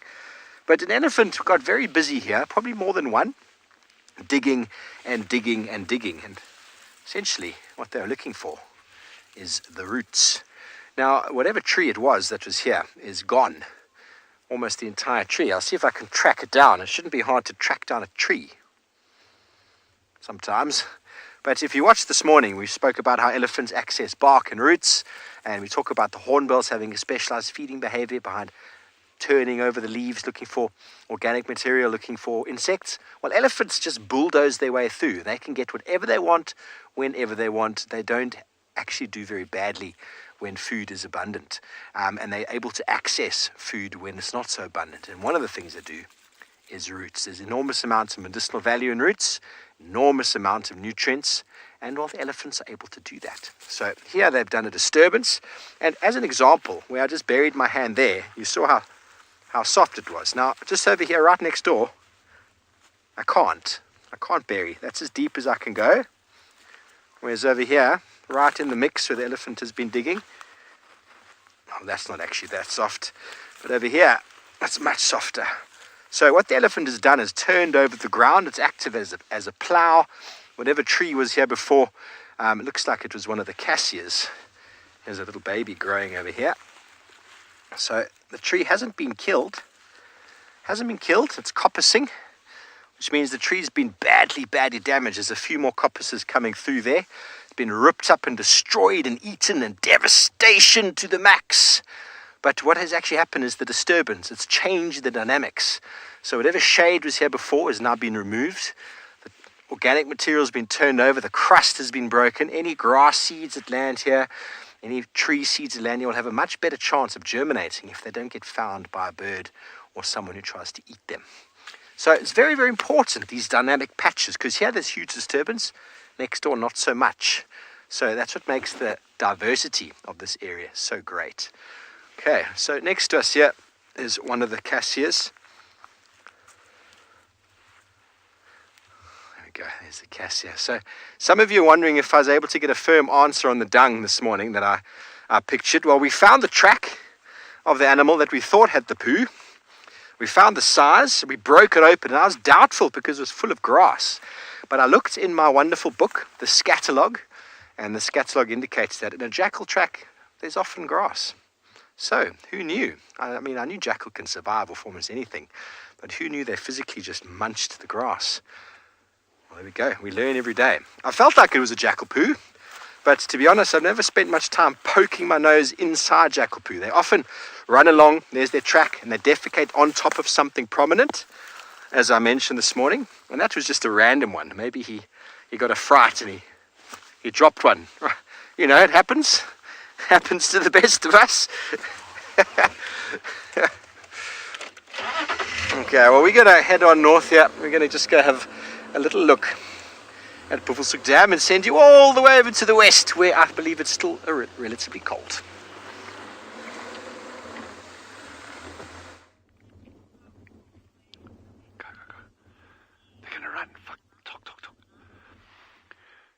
This has got to be one of my favorite antelope of the dense bushveld regions. Kudu. So these are kudu cows. The males have got the big spiral horns, but also they've been sheltering in this thicket. Look at that. In some ways, okay, we didn't see it too well there, unfortunately, but in some ways they're reminiscent of white-tailed deer. See, as they run, those of you from the States where they occur, white-tailed deer, as these antelope run, you'll see they actually flip their tail up, and you see that white tail underneath very, very, very distinctly. But look at that camouflage. Now suddenly you go there and there's nothing. But I'm really glad we got those. We're just going to pull forward a little bit. We may get another sighting just up ahead on the right, but I don't know. But everything's just tucking themselves away now in this thick bush. So we are still on a cat mission. We are still looking for African wildcats. Caracal, if we're really lucky. Small spotted cat, that I would be off the charts happy if we got one of those. But we're not going to give up. Still a lot of ground to cover, a lot of areas to look in.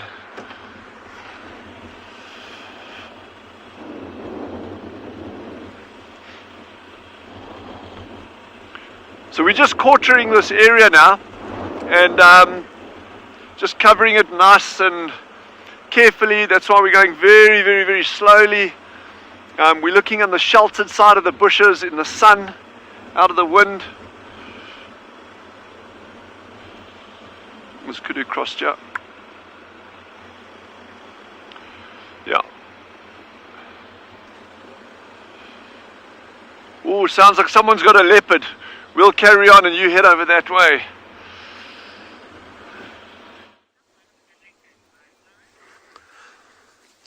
This boy, his patience paid off.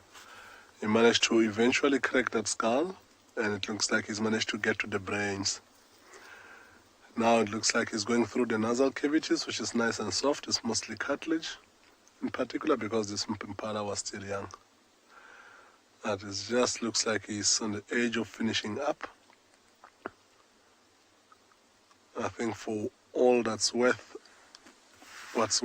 was in the head, he's done a great job of finishing that up. And I only think he can only do better from now. He was struggling a little bit, was going everywhere. He didn't know how to balance this thing. Maybe it's the first or second head is dealt with, but of course things will come on time. But he's done so well. There is not many bones left. It looks like only the jaw bones that are left, which those are big enough for him not to be able to chew on. That is some of the stuff that are going to have to be left out for the hyenas. And there is of course those tiny little horns made of keratin, which he would not even try, because even if he tried to break them down, he might, but he won't be able to digest that, so it will be a waste of energy. And even hyenas won't be able to eat on that. If they if they do, they won't be able to digest that either. They have to throw it out again as a furball, which is a waste of energy again, even from their side. However, the lucky hyena that might come through here today have got some few things that we might get. The jaw bones that this boy won't be able to chew, that leg bone on the ground, and of course, the most of the lining of that stomach content that he dropped down earlier on. So it won't be enough to completely fill up a hyena, but it will be something to kickstart the hyena's day. It's gonna be a happy hyena, or whichever hyena is gonna walk through this area will be happy. Can hear him still going on and on, crunching those bones. I think it's on the nasal cavities, and the amount of noise it makes, it's quite nice.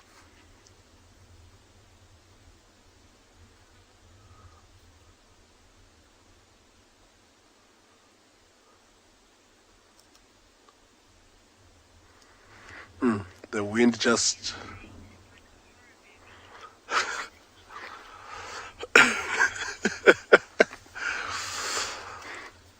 it is a little bit scary. It's a good comparison, a horror movie, something I can't deal with. I can't watch that, I'm too scared.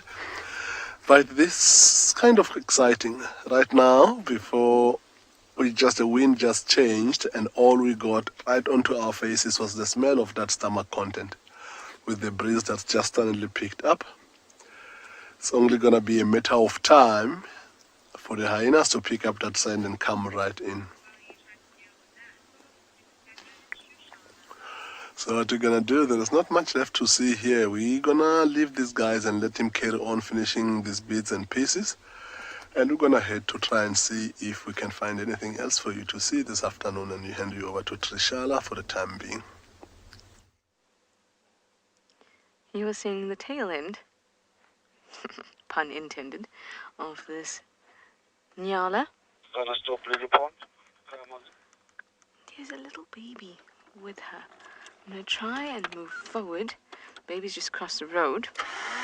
But it's one of the smaller ones I have seen. And quite comfortable. Hello, little.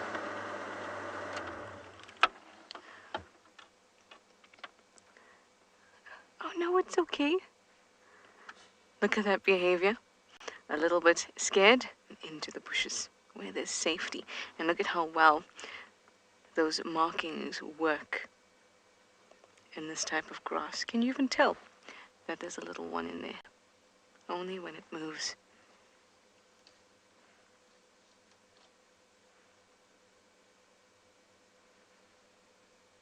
There's Mom. This light is just gorgeous this time of day.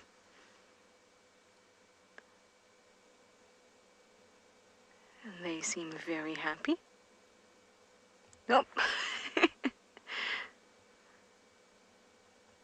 So cute. So what I am doing is just kind of driving around this Gallego Pan area. Well, I told you Aubrey's Gallego, and now I'm on the Pan Road, and just kind of stopping as I go and trying to get some cues from the bush as to where it would like me to go. Where I can go to to find us leopard, you know. Haven't heard alarm calls in a long time. I just saw a very dodgy looking duiker sneak past with its head very low. Let's just listen for a moment. You can still see the two nyalas. They suddenly seemed a little bit alert once the duiker sneaked through.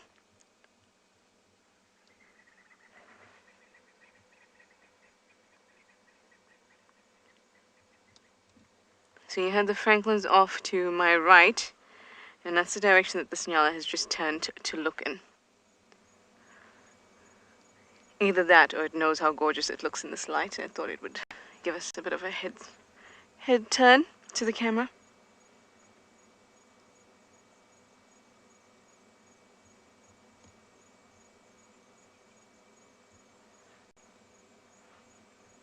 I feel good about this area today. That's why I'm hanging out here.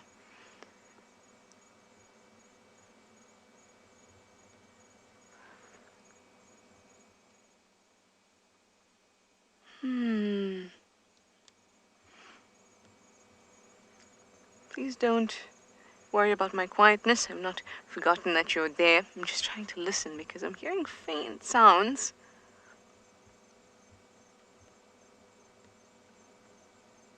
I feel like it's a vehicle. And I'm hearing.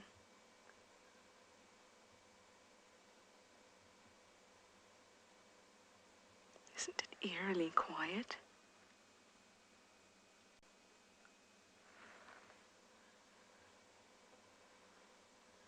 Peter, you say you agree this area looks great.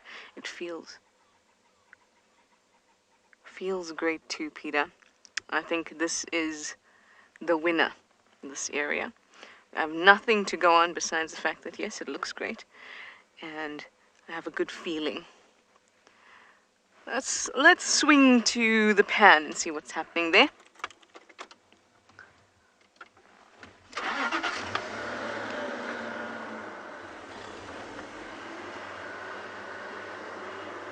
Lots of good feelings, slightly eerie feelings, but that's the way I like it, isn't it?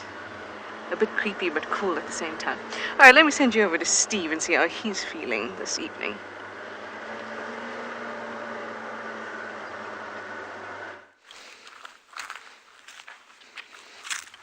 Always creepy and cool, Trish. Always creepy and cool. Now, you might wonder why I'm off the vehicle again. First of all, it's safe. I can see very far. But we talk about elephant dynamics. Elephants damaging trees, for example, here. These trees have been quite badly damaged here by elephant. They're coppicing out. But that's not the reason I stopped. The reason I stopped is that this area has been recently burnt. This is the Torchwood fire break. Torchwood behind us, Doom on that side. And fire is an enormous dynamic system in the savanna system. It is a process. It's a driver. Fire. Now, I don't know if you can see clearly there, Niels, but the grasses are growing out of the bottom of these stems. Everywhere around here, the grass is burnt. There are little bits of flush coming through. Now, where are we? We're in July. How on earth can grass be growing? Now, a management practice, and a practice that has actually gone back for millennia, they reckon. Hunter-gatherers who used to live in these areas used to burn deliberately fires in to safe, eliminate lion presence, and to attract animals. So people used to do this for a very long time. Mimic those old processes. We put fires in to eradicate old moribund grass and also to stimulate grazing. But when it comes to this is a fire break. This is directly determined and designed to protect against unnatural fires. So burning out of season is not ideal. If you do burn out of season, you want it to be a very big area, because what's going to happen? This area is going to attract all the animals. All the zebra wildebeest are going to come here. They're going to eat, they're going to eat, they're going to eat. And the grasses that are pushing out these little leaves here are now pushing reserves. So if you're running a marathon, they're putting your extra reserves to the end of the race right towards the beginning. So these grasses need to last and survive a bit longer. And what happens if they push out now and get eaten? They get hammered down and they lose vigor. And over time, that actually leads to overgrazing. It leads to species loss, and it leads to a decrease in the grass layer that would at one point obviously increase. So very interesting from elephants, driving force. Or we could call them an ecosystem engineer or keystone species. Fire is essential. Actually, you can see it by my feet, can't you? Much better here. And this green coming through. So you find zebras almost immediately on these areas after fire. We had a lot of tracks down the road here. They even come here before the green. So there's talk that they may be feeding on the ash. The pot ash from the ash, we don't really know, but the zebras are through here feeding before you can even see any greenery. And it's very interesting, isn't it? Did you hear that? Oh. Sorry, my earpiece had moved out a bit and I heard Emma make a little squealing noise that I didn't quite hear. It's like, what's that? I've always got Emma over here in my ear. That's wonderful. So that's a very interesting thing, everybody. You can see a difference between here and over here. See, the grasses here are not green. There are some bits that are a little bit green, but they're not the same as over there. So grass is what we call basal growth. Those of you who've ever cut the lawn before, you'll know exactly what I mean by basal growth. If you cut your lawn too short, it goes yellow and it dies. If you cut it too long, well, it's too long, you have to cut it again. So grass grows from, you can see this little green shoot here, grows from the bottom, what we call basal growth. This is not the new growth up here. This is the old growth. This is the stuff that gets eaten. This is the stuff that falls over, that dies, it gets dry, the organic material adds to the soil. The grass is growing from the shoots at the bottom there. So when you cut it too short, you cut that off and it actually loses its ability to grow. Almost like cutting your fingernail out by the root. Very painful. And so that's why hippos and rhinos are fantastic, because they cut it down nice and short. Zebras as well, wildebeest and impala have the ability to overgraze. Okay, well, we're going to carry on heading up this road, see what other interesting ecological examples we can find for you.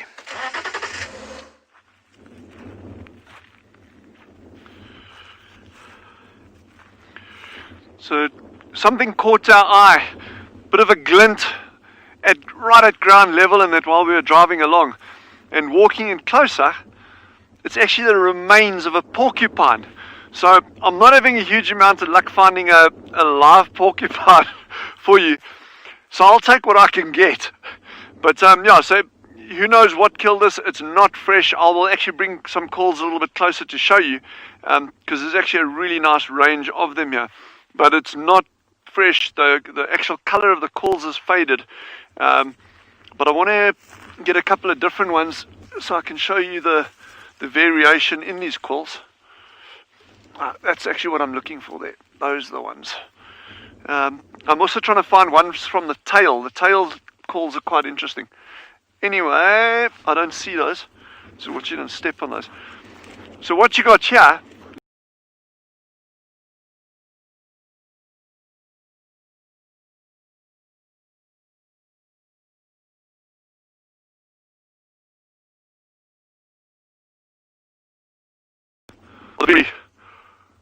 these are the dangerous ones. These are the ones that you sometimes see photographs embedded in of them embedded in lions, leopards. I've seen them on honey badgers.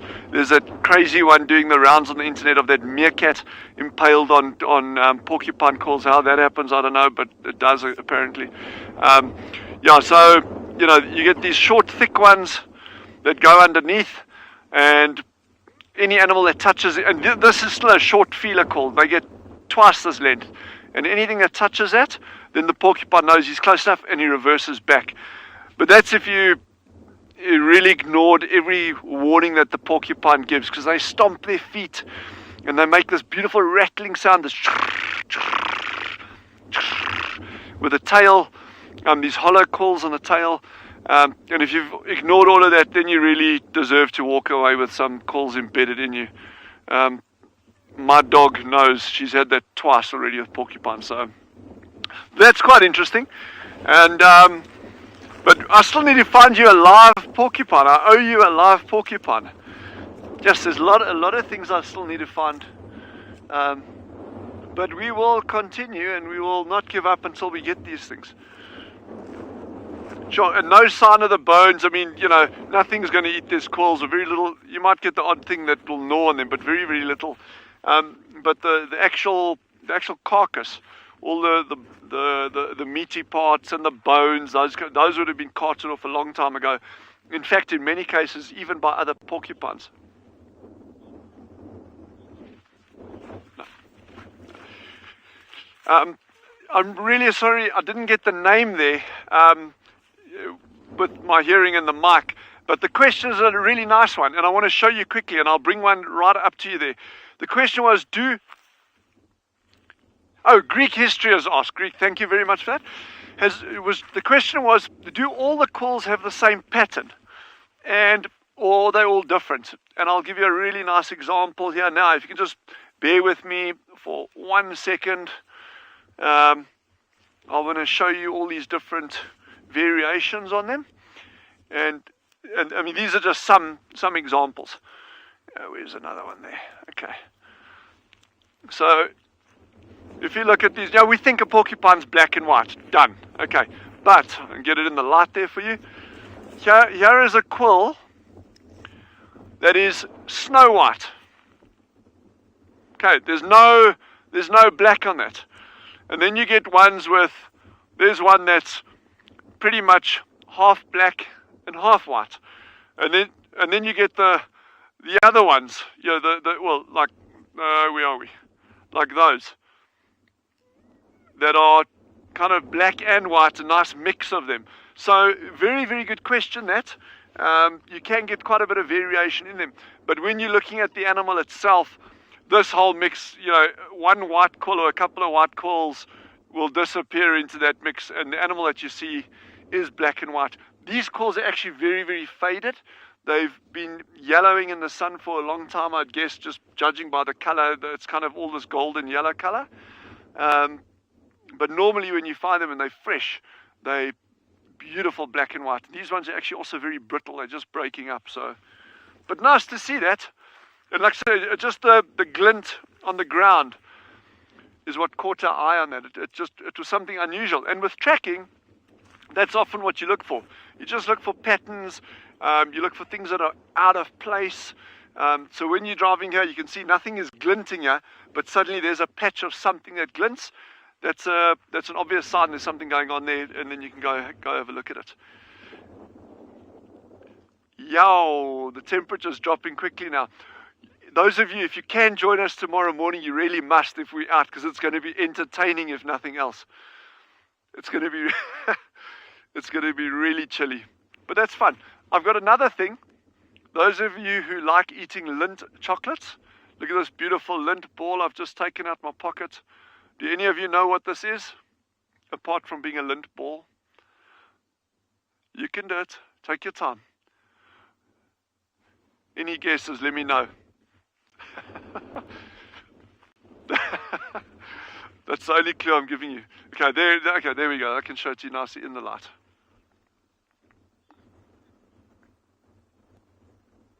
So while you're guessing, head over to a sunset.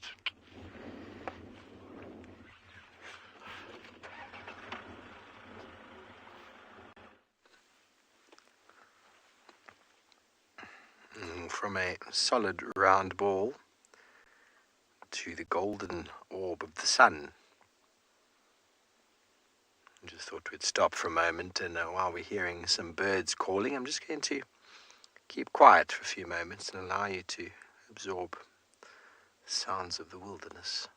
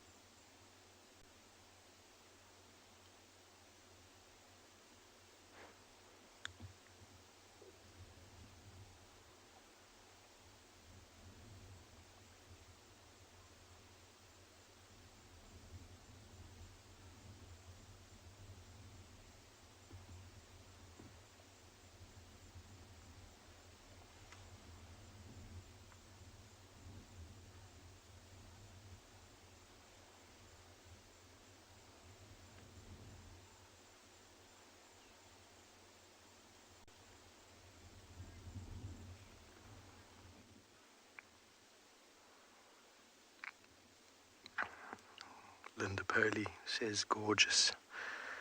Indeed, everyone, I hope you enjoyed that little moment, but it seems as if there's some gorgeous lions in the light of and beyond Ngala.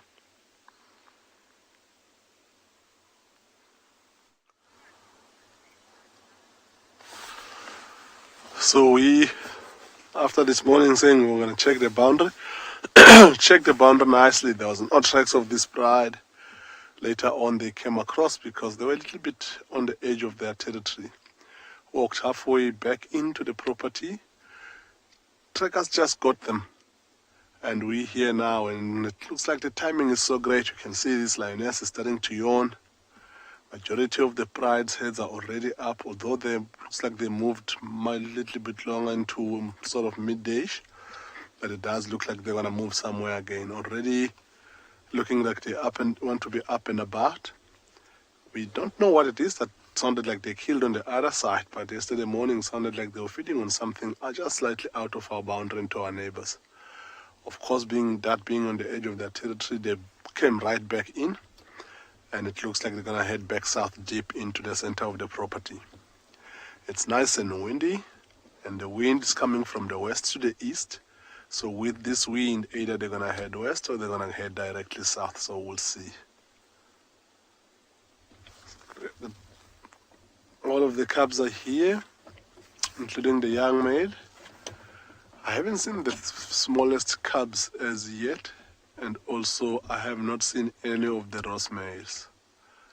The smallest cubs, I wouldn't be surprised if they're here, because I think their mother is also here. But we just got here. They could still be lying in the long grass, or she could have left them somewhere. So we'll wait to see when they start getting up and getting to move, as they're busy grooming now, to see if we're going to have any luck with that. Because when we saw their tracks going out and heard them feeding yesterday, there were tracks of her that came back into the property, looking like she came back to fetch the cubs. And we don't know if she's already took them to the carcass there or not, but she is with the pride this afternoon, which is exciting.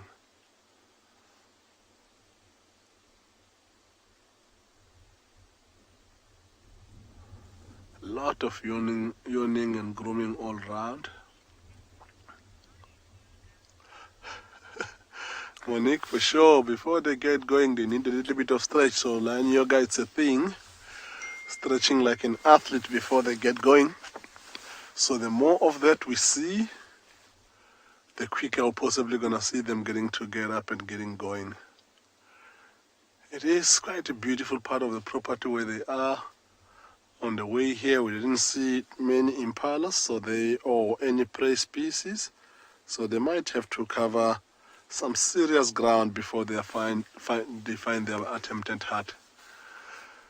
So we'll see how long it's going to take them, but I'm sure they know that at this time of the year how far they move.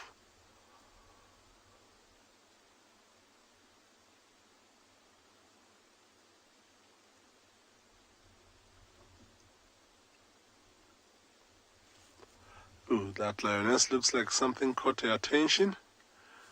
Look at how she's put her head up and she's looking around. Let's watch her closely and see what her next move is going to be.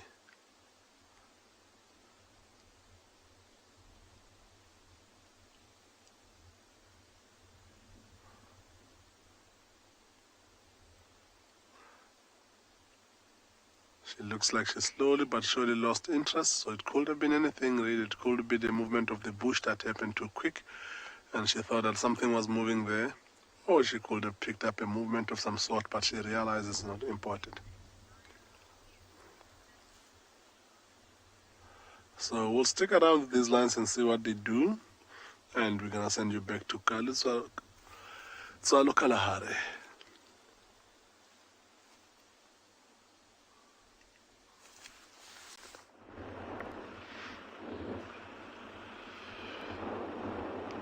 So the reason we're moving down this particular valley over here is it's a really good area for aardwolf. And then our mission for African wildcats and caracal, we are not giving up, not stopping. What you got, Chandra? Jandre thought he was wrong, but he was wrong. So we're just going to have a quick look here. Wait, must I go backwards, forward? Whoa. Shall I go back a little bit? What's it at the base of that bush there, in the shade? Is that just some more? Ah, definitely more bush. We'll never make a mistake like that. Yeah, so these...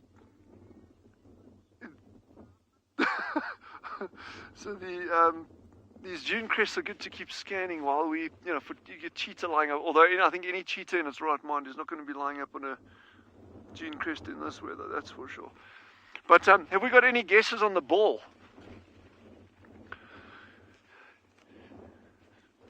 The little magic.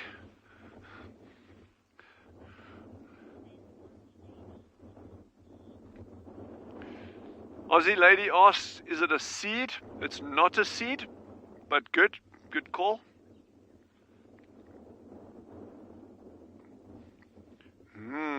Tasty.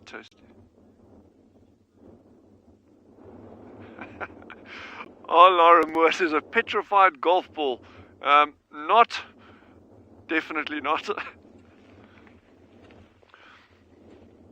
And look how beautifully rounded that is.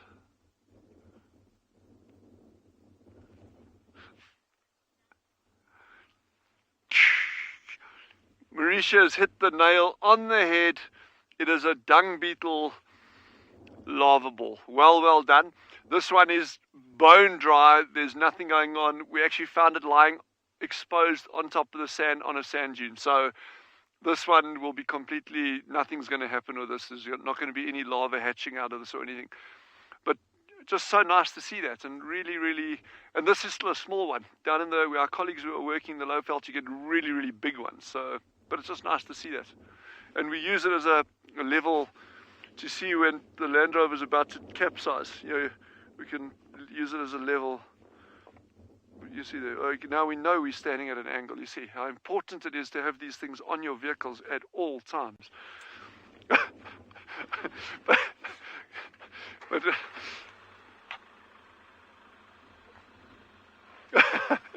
Cindy says, so it's not chocolate. Yeah, no, it's not chocolate, but we can eat. Jandre is a vegan, he'll eat that, I think. Will you? Yeah, he says yeah. Come, we need some eyes. I hope you're all looking hard because we need extra eyes, because I'm not doing a very good job at the moment of finding wildcats or caracal aardvolf. So if any of you that are with us sitting at home tucked up on your couches or your beds with something hot to drink, if you see something that resembles a cat of any size, please feel free to let us know. I'd be very grateful. And not your house cats at home. I'm looking for something out here specifically. I still can't believe we had that sighting this morning. 10 minutes after drive closed. And it's like an incredibly good sighting. But that doesn't count, unfortunately. But what a beautiful afternoon, eh? Yeah. Nothing wrong with a good Kalahari afternoon. Thank you for all of those of you that are looking hard for us. I really appreciate it. I just wish you could all be here in person, eh? One day when I'm big.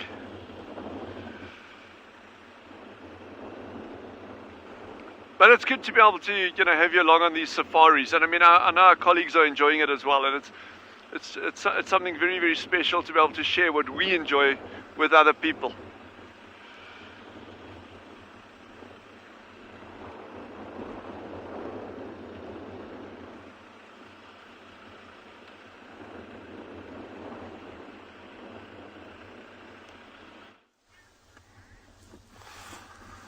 So a little bit more activity has been happening. Some individuals are coming right at us for their quick bathroom break before they get up and move on with their day. I hope we're not downwind to that, because that's not going to smell good at all. But at least she looks like she's enjoying herself. And if you look further back to where the rest of them are, all they do is yawning and getting up as well. They look like they're ready to go already. So we are looking forward to their movement to see which way they're going to take us and what we're going to find. We're going to join the lions on their territorial patrol or their hunt if they find anything to hunt this afternoon, and see how successful that will be. So you see every single one of them, they get up, take a few steps, go to the bathroom, lie down again. Whatever it is that they killed on the other side must have been big, because they all look like they are full-bedded. Look at that female that just stood up. That is the mother of the young cubs. You can see, I don't know if you remember her scars from inside, but you can also see that she's lactating. She looks like she's the one leading the way. She is up and about, and everybody looks like they're gonna follow. Maybe she's taking them to head in the direction of where she last left those cubs. The young male and the rest of the other cubs are looking up like they're not ready, but all the adult females look like they're ready. I agree 100%. These lions are looking in great condition. As much as they move long distances, they still look in such good condition, because every now and again they manage to kill something. So they are in good condition still. And what we're gonna do now, because it looks like they might go, we're gonna try and start and loop around to get you a better view before they start moving too far, because we're thinking that they might move into some thicker bush. So we're gonna just loop around quickly.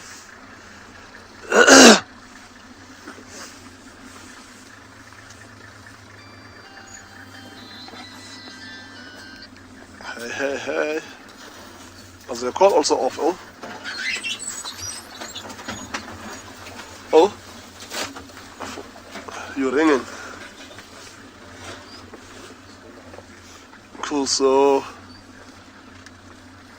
we're coming to the front of the group. I hear the mother of the young cub sounded like she was contact calling. So I don't know if that contact call was for the cubs or it was for the rest of the pride, but we're gonna sit around and just see what she has to say. But look at how beautiful she's looking. For somebody who's got small cubs that are nesting, she's in seriously good shape. Look at the young cubs coming and walking towards the mothers, and also greeting the mothers as they walk along, which is such an important thing for them to do. Some of these good things that they do now, the grooming, rubbing of heads, it's what keeps them, their bond strong, and it's what makes them want to stay together even after a serious fight.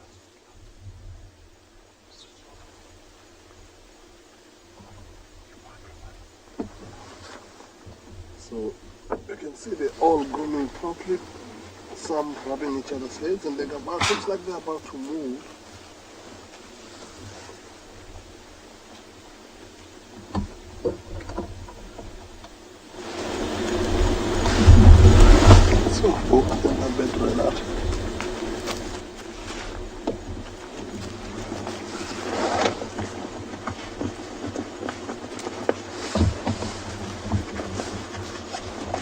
Goes the way again.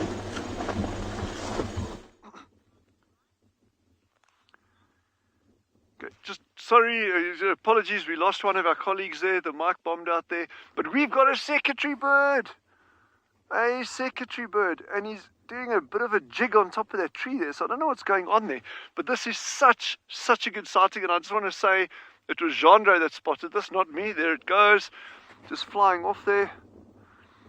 I have no idea what it was actually doing on that tree. It's that particular tree that it was on is not the ideal one for a nesting thing, and they're actually not quite in the nesting season yet anyway. But wow, good spotting there, Jandre, and so nice to see that bird out here. It's a fascinating species, and it also highlights the challenges that reserves have globally. I'm not talking about Tswalu specifically here, but globally, where you can conserve, okay, so you got an enclosed area. It doesn't matter how big it is or how small it is. Whatever's inside there, fine. Okay. Well, what do you do about affording protection to species that don't recognize any kind of boundary? Whether it's a fenced-in area or a provincial boundary, a national and international boundary. Yeah, these birds go wherever they want. We've got other species here like Corrie bustards, these really big, I mean they stand this high, big birds, and they can cover massive distances. They're also moving in and out of these reserves all the time. Vultures, you know, there's so many records in certain areas of vultures being poisoned. Well, and these are outside reserves, outside of protected areas.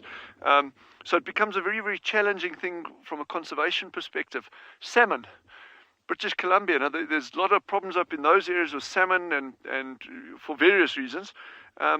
Wolves, moving in out of reserves.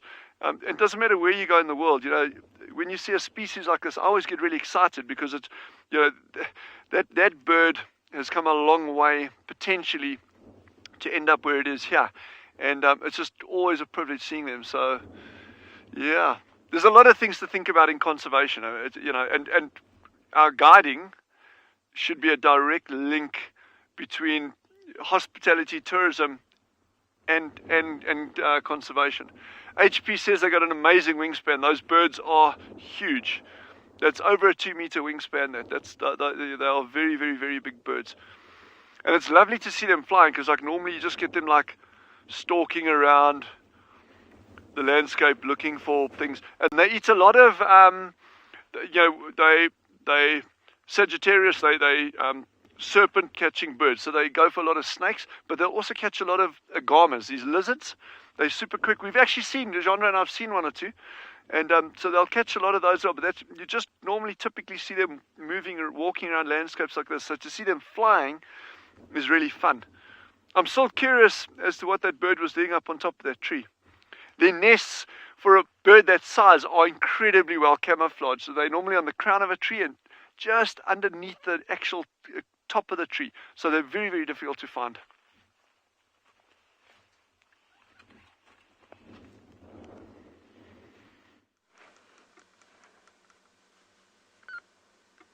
It is the impala's time to shine. I mostly love to watch them, apart from the fact that they're beautiful, especially when the sun is beating down on them and they're nice and shiny. But at this time of night, they can be great indicators. The sun is now set. It's getting darker. Maybe they smell or see or hear something that I don't. It's always nice to watch them. Now, we had a very brief discussion about pausing pregnancy a couple drives ago, and I thought it was really, well, all I did was really mention it to you that it is possible, but it's only possible at the blastocyst stage of pregnancy. That's before the blastocyst has actually embedded into the uterine lining. So that's when the fetus will start to develop. And you know, we always hear these myths about how impala can hold it in, and certainly they can't once a fetus starts to develop, but at an earlier stage it is possible. In fact, many mammals do this. It's called embryonic diapause, and it can be paused even up to a year in certain animals. And a delay can be triggered by condition or health, environmental factors, temperature, and other things like that. And it's actually governed by an enzyme called mTOR. mTOR basically is what your body uses as a gauge to say, oh, there's enough nutrients for cell development, cell growth, which obviously you'd need if you had something growing inside of you, which you'd need a lot of cells in order to grow a fetus. And if mTOR, that enzyme, drops in the body, then, and a pregnant individual is in the blastocyst stage of pregnancy, then it can be paused. mTOR would drop if there's a drop in nutrients and conditions are bad.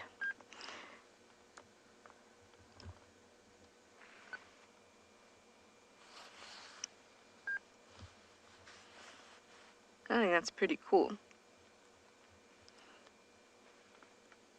Sometimes a fact is even stranger than fiction. A lot of you are saying that's quite interesting. It is. It certainly is. I love how the more time you spend out here and the more research that you do, we can really expand on what we know about these animals and all the finer details.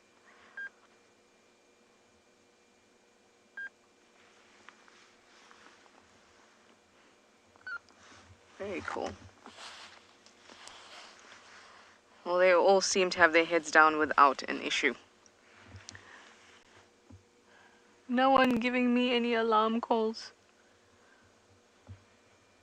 No, they're very, very chilled. Well, at Tswalu, things are chilled too. He's going to lie down there. I'll just go back. We've just got such an amazing sighting, I want to go back a little bit and you're going to see what it is. It's just behind the bushes here. This is brilliant. Keep watching. Don't go anywhere. Stay right where you are. Hold on to whatever you want to hold on to. Just give us a sec. There we go. Cape Fox. And this is the nicest sighting we've had so far. Oh, the downward dog. I want him to roll up into a ball. Come on. There you go. Tail around you. There.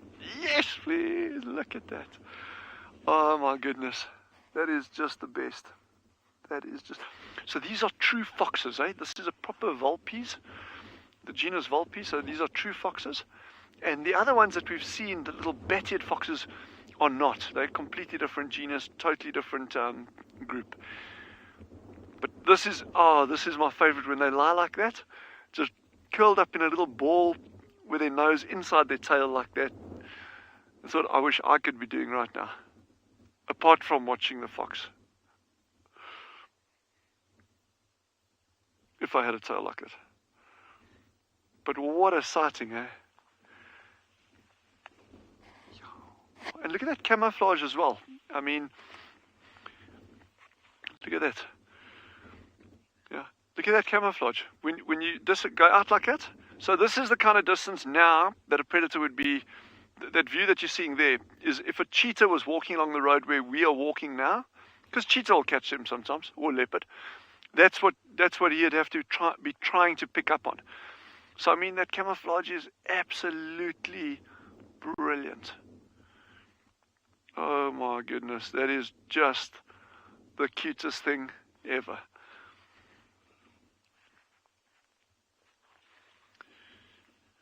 Oh, it was worthwhile coming down this road. Jeez.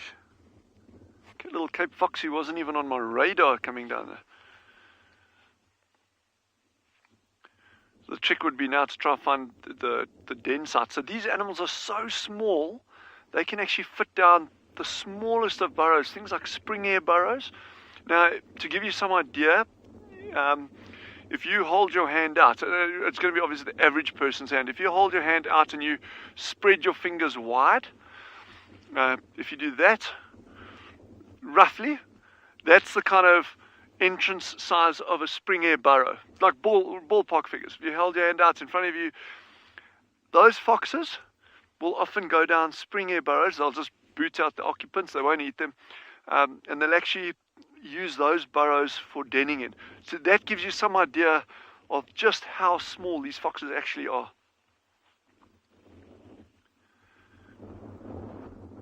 And we may have spoken about it before, I can't recall now, but these little guys are rodent specialists. Yeah, Amanda says she loves the ears. Those ears are just adorable. But I also love the way he's got his nose, or her nose. I can't see if it's a male or female from here. The way he's got it tucked into the tail there. And also like very alert. He's like, those little eyes are open. He's, keeping I don't know if he's keeping a beady eye on us or for any other potential danger that may be around.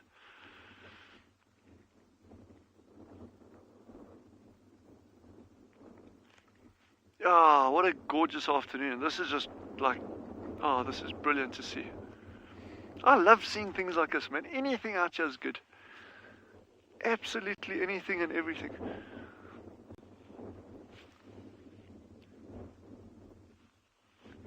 Shinji has asked, are they related to the fennec fox? And I'm pretty sure they are. I'm pretty sure they are, but I do stand to correction on that, please. Okay, and I can check that up. If fennec fox is vulpes, and anyone that's sitting at home, if you want to use the Google machine, feel free. If the fennec fox is vulpes, the genus, then that would be related.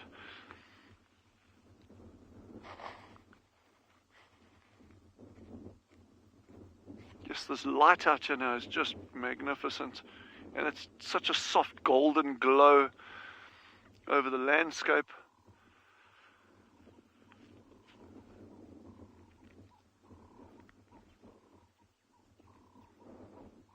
This little fox is going nowhere. He's got his little windbreak of a bush there.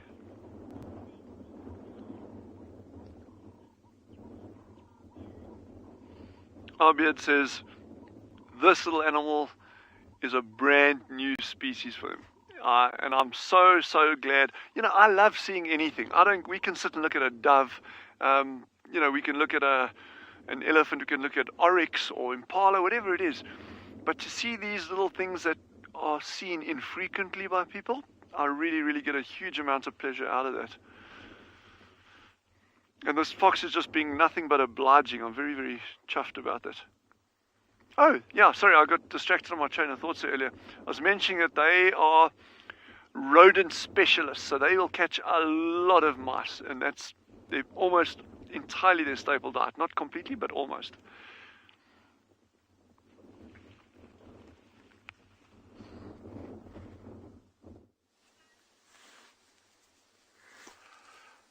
Looks like they finally decided which direction they're gonna go, following the lead of the young female, which is the mother of the young cubs. So it looks like the direction she's trying to take them towards might be where she's left the cubs, because they're definitely not here. So the 5 adult lionesses have already gone past us. Mostly we're just gonna hang around at the back and wait for all the other sub-adults to come our way. Also including the young male who is still sitting further back. Just for the viewers, you're not to worry about your screen changing to black and white. We've just moved into infrared because we're slowly but surely using the light and trying to see these lines without really putting any light. So infrared is the way to go. So right now it will possibly be dark in the next 5 to 10 minutes or so, but we still have a little bit of light. So that lionesses looks like they're thinking hard as to which way we're going and what we're gonna get for the day. But it looks like it has finally been decided. Rubbing of heads again. Just reminding each other about how important it is to be family, so that if they do catch something small and start fighting, they don't have to not want to join up again. Look at how they're following a single file as they walk through that bush. Must be an old game path, which is a path of less resistance, where they are just moving, trying to avoid thorns and grass, and following the same path as the leader female has followed.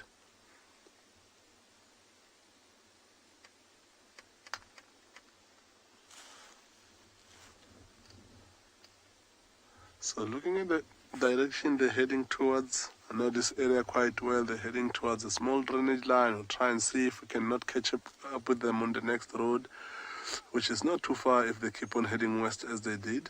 But if they carry on south, we might not be able to follow them, because there is long grass and rocky areas and drainage lines on the direction that they just headed towards.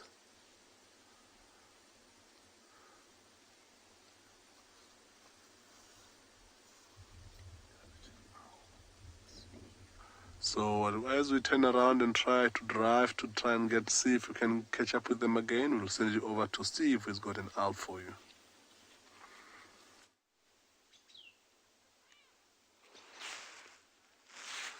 Welcome back to us, everybody. We found one of the wigs. I don't know which one. This is the jackalberry tree that a very famous sebwig, spotted eagle owl, was found by. I'm just going to keep quiet, allow you to listen to curra-chain thrush and the fork-tailed drongo getting very upset.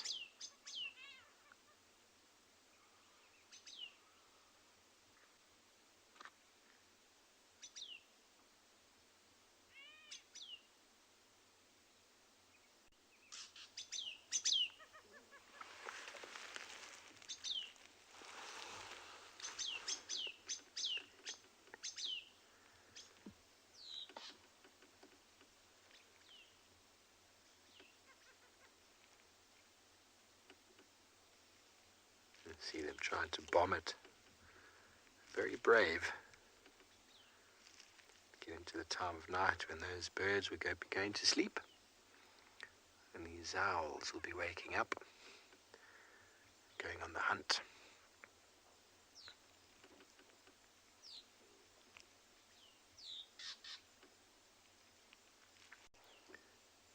Nearly impossible to see. Camouflage.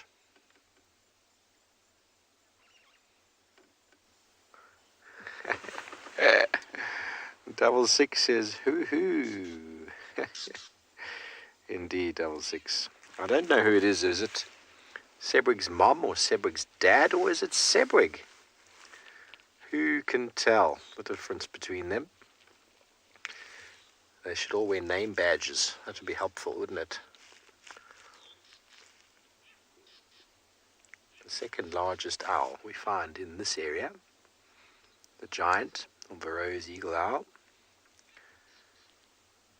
and then the spotted.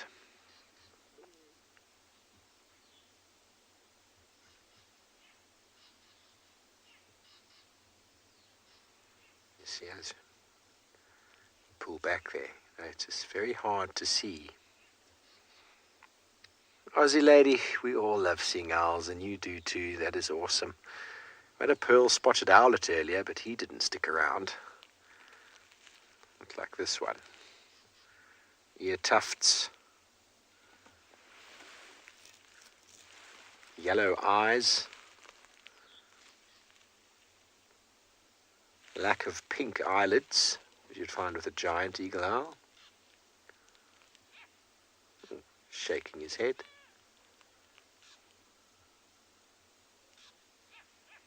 Such remarkable creatures.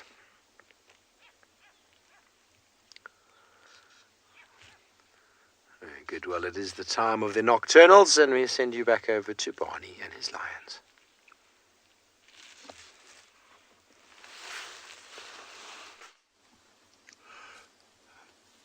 Look at how,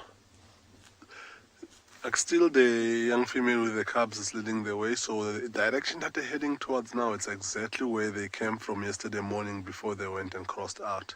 You can see all the adult lionesses are taking the lead because they are already thinking about opportunities, because they're walking through some open areas where they could come across things like impalas and wildebeest.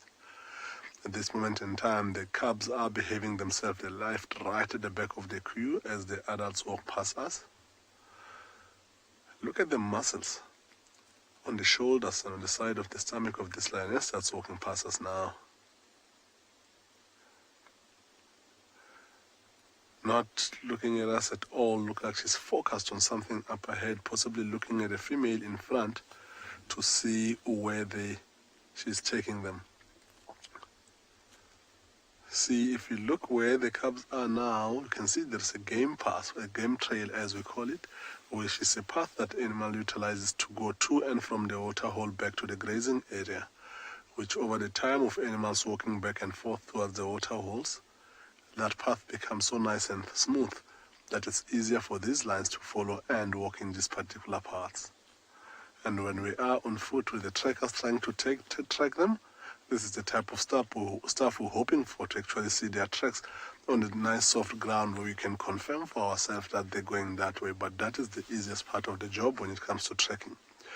If you look all over where they are, imagine when they go into that long grass, where the grass is so short and already flattened that even if they step or don't step in there, you don't really see any signs that they've walked past there. That's when the job becomes slightly difficult. But right now, as they do it for themselves, not really for us, this is the type of stuff that we're kind of hoping for. I don't know if you saw how quickly this young male, the white young male, is moving, trying to overtake some of his siblings. It looks like he's worried about the distance in between them and the adults. It looks like he's trying to catch up. Whereas that lioness behind him looks like she's limping slightly, but it could be the fact that she's been lying on that leg for a while. So after walking for a bit, that might change. So we don't know. Monique, really beautiful indeed. Look at this young male with his limp, but keeping up with the pride and not looking too bad at all at the moment. But like me, as I mentioned the other day, that looks like an injury that is going to live his whole life with. I don't think he's going to fully recover from that one. Some of the individuals are doing what cubs do at the back of the queue, playing around and chasing each other as the others carry on walking. But once they realize that the adults have gone as far as they have already, they're possibly going to have to start running to catch up with the rest of them. As for this young male that's walking towards us, he's doing exactly as a fully grown male lion will do, being the lazy guy, hanging right at the back and just making sure that he still keeps sight of the rest of the pride, but not trying too quickly to catch up with them. Only time you see him trying to catch up with them too quickly is if he hears that they're catching something from the front. So these lions have walked by. We're just going to enjoy the last view of this guy as you walk to the back of the vehicle where we can't see, and then we'll send you over to Mike for a quick update.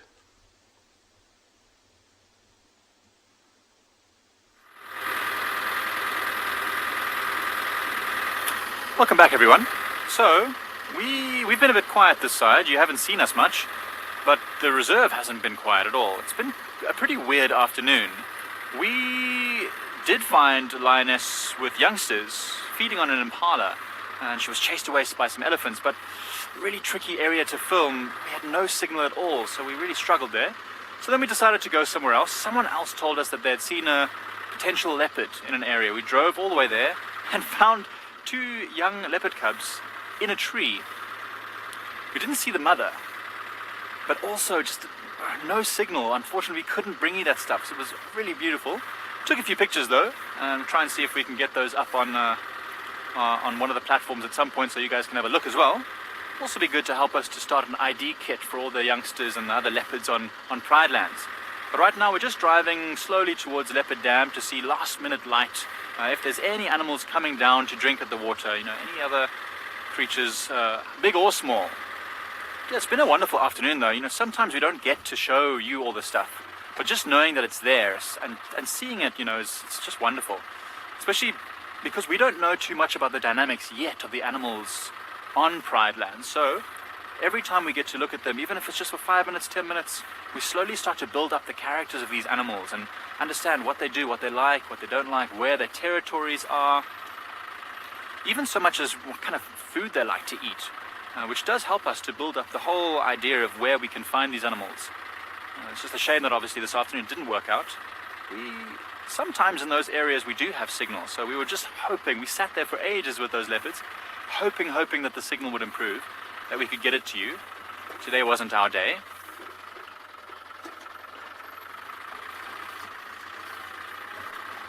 HB, you're glad that we have all this stuff out and about, and you're saying it's nice to hear about it. Yeah, it is awesome to hear about it. You know, some days it's quiet, some days it's busy, and that's the beauty of the bush. You just never know what's around any of the corners. You know, we could literally, as we're driving now, all of a sudden bump into a different pride of lions. You know, you never know what you're going to find. A different leopard, hyenas. We actually saw a hyena just before you guys came to us. Just walking through, it was very far away. But yeah, so there's just a magic thing about the bush. Magic thing about Africa. Right, so while we slowly make our way towards Leopard Dam and see what we can find, we're going to send you for the last light over at Djuma.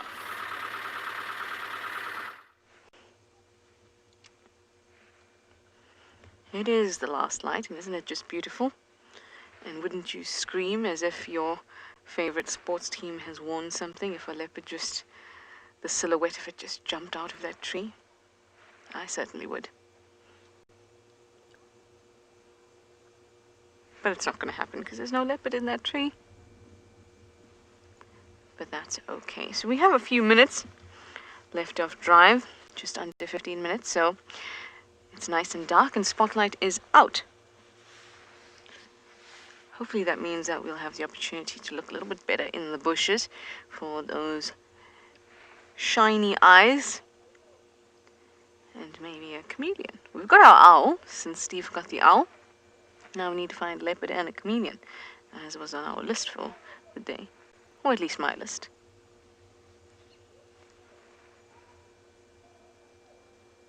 Just gorgeous. I think I'm going to do one more loop to Gallego Pan. Oh, hi Bacon, you say this tree looks like a can opener? Oh, what have you started? Oh, hi Bacon. It also looks like a thumb with fingers at the top. It's about to grab something. Or a bottle opener. An opener in general, I think. Very, very pretty tree. Yes, oh, the letter F as well.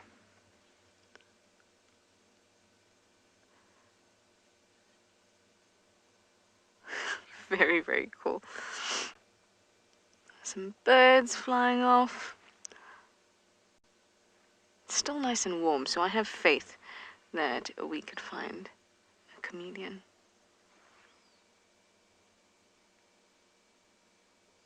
Okay, I think a Gallego Pan. Let's try Gallego Pan for the last few minutes in the darkness. And I'm going to leave the owl searching to Steve, who's pretty good at it.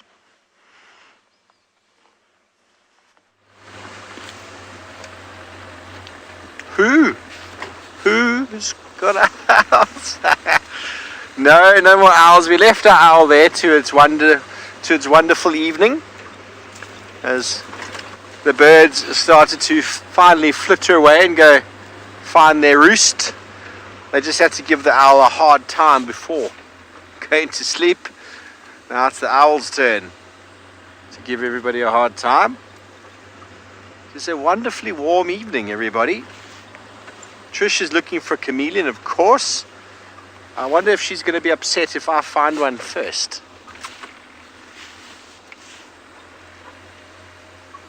Yeah? I think she's actually quite a good sport, old Trish. So I'm not challenging her to chameleon find, but she's quite a good sport, you know. She'd be quite happy for me if I found one.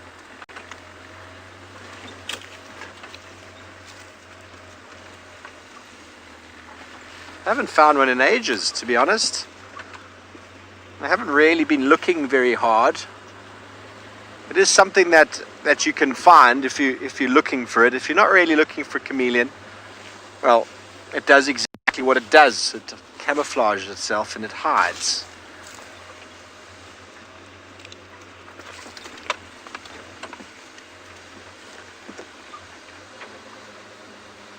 So what we've done is we've come along our southern boundary because the lions moved along here. Chrissy, you want me to find Tingy? I've actually been looking for him this afternoon, and for any signs of Tundi. I mean, here we are on our southern boundary. I heard last time Tundi was in Little Gowrie. I found some tracks this morning with some poo that's a few days old on the sort of Battalier towards the east, and I'm pretty sure it belongs to Tundi. So I'm going to be working that area over the next few days, and at the same time encompassing areas that Tingana often frequents. I haven't seen him in ages. Last time I think Trishala got him at Gallego. and I didn't get to see him. So it's been a while, the old Duke. But I'm very, very excited to be finding Thandi and her little cub and see how they're doing. But as we enjoy our nice warm evening, let's go over to Tswalu Kalahari once again, where it's a little bit chillier.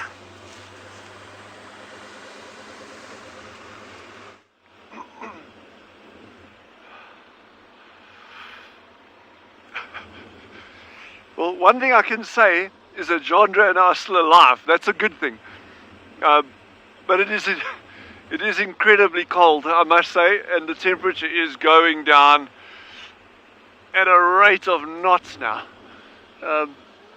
But we've just had another very, very brief sighting of a Cape Fox, a second Cape Fox. But that one trotted off, it didn't wait around for us. But I'm not giving up hope. We're still trying to find an African wildcat. They're here. There's lots of them. We just need to find them. And we will not give up. We will find them. Oh, what? Oh no. Sorry. It's the same bush. Every time I come down this road, I look at the same bush and I get the same, like, whoa, there's a wildcat feeling. But no, we'll get them. So these big open flat areas are really good for things like artful bat-eared foxes. It's good hunting terrain for them. And cheetah. You never know when you encounter cheetah out in these areas. Or a snowman. Or a yeti.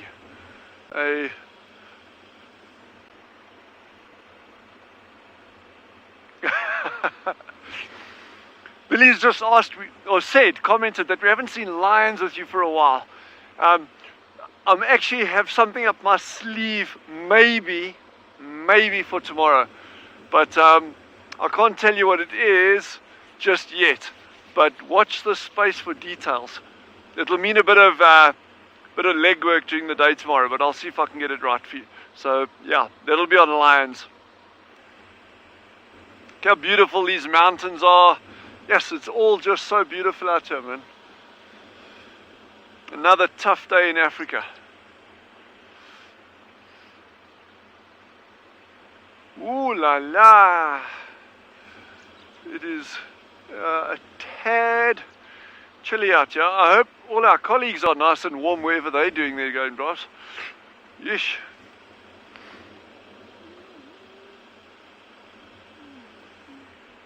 Come on, come people.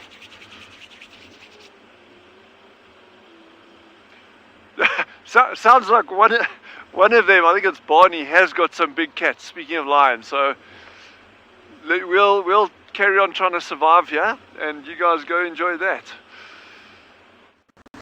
So we heading across into some nice areas with the drainage line.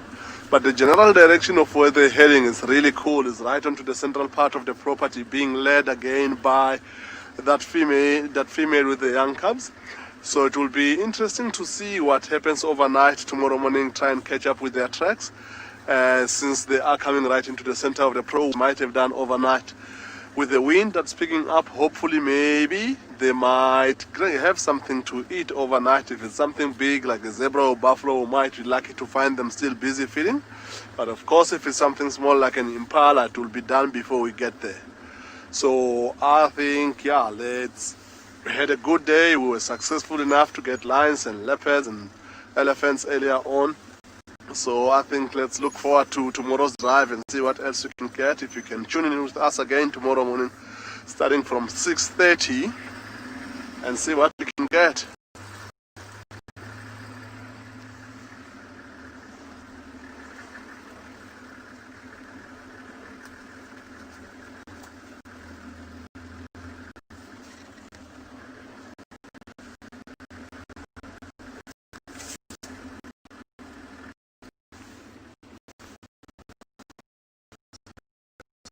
So yeah, we are gonna send you over to Steve as we drive through this nice windy road to be able to catch up with him and see what he's got. We have have our spotlight out and we are on the search for a hashtag last minute leopard. Why not? Maybe a chameleon. Trishala is definitely trying to find a chameleon. So you never know what could pop out. You're out there, Niels? Oh, sorry, my audio had a little crackle there. Apologies. Sit very still. Drive like this. Don't move the body. Spotlight must automatically move. Ever says it sounded like I was eating Cocoa Pops without the water, without the milk. I mean, Cocoa Pops with water. That must be next level gross. We diverge. Last minute animals on the show are actually quite profound. We do find them regularly. Who knows? Maybe we'll get an opportunity to see the skittish and hardly seen Mulwati on the way back. Here's the skittish male leopard that's hanging around. That is far less skittish after dark, which is sort of the normal way. Just the normal way for leopards who are skittish are much more climatized by night. Monique says, you know, you're going to ask for last minute scrub here. Well, Monique, we had a couple darting off into the bush there a moment ago. If you are dead set on a scrub hair, whew, we just went through the fridge there. Dead set on a scrub hair, I'm sure we could probably pull one together. There's one. Well, there's always a last minute scrub hair. Let's get it, Niels. We're probably going to need the IR light for him. So it's going to be a transition in a moment, Emma, to IR. There is a scrub hair on the other side of this termite mound. Okay, we are ready to go into the IR. And there he is. Oh, he's a quick guy. He's a very quick fellow. There we go, Niels. He's just there at 11 o'clock. 12 o'clock, 11 o'clock now. There he is over there. Last minute scrub here. Just a bit more to the left. There he is. Not the most amazing last minute scrub hair in the world, everybody, but Monique in London wanted a scrub hair. There he is. He's a little bit more calm with the lights off now. He thinks we can't see him. He doesn't realize that we've got the most amazing cameras here. And they love coming out in these short open areas. There's a little bit of green grass flushing due to, it seems, a little bit of new or late rain, should I say. Wonderful. There we go. We've achieved our objective of last minute scrub hair, not last minute chameleon or leopard. But we do thank you all for your time and your questions. We'll see you from all our amazing locations in the morning. Until then, have a good night and goodbye.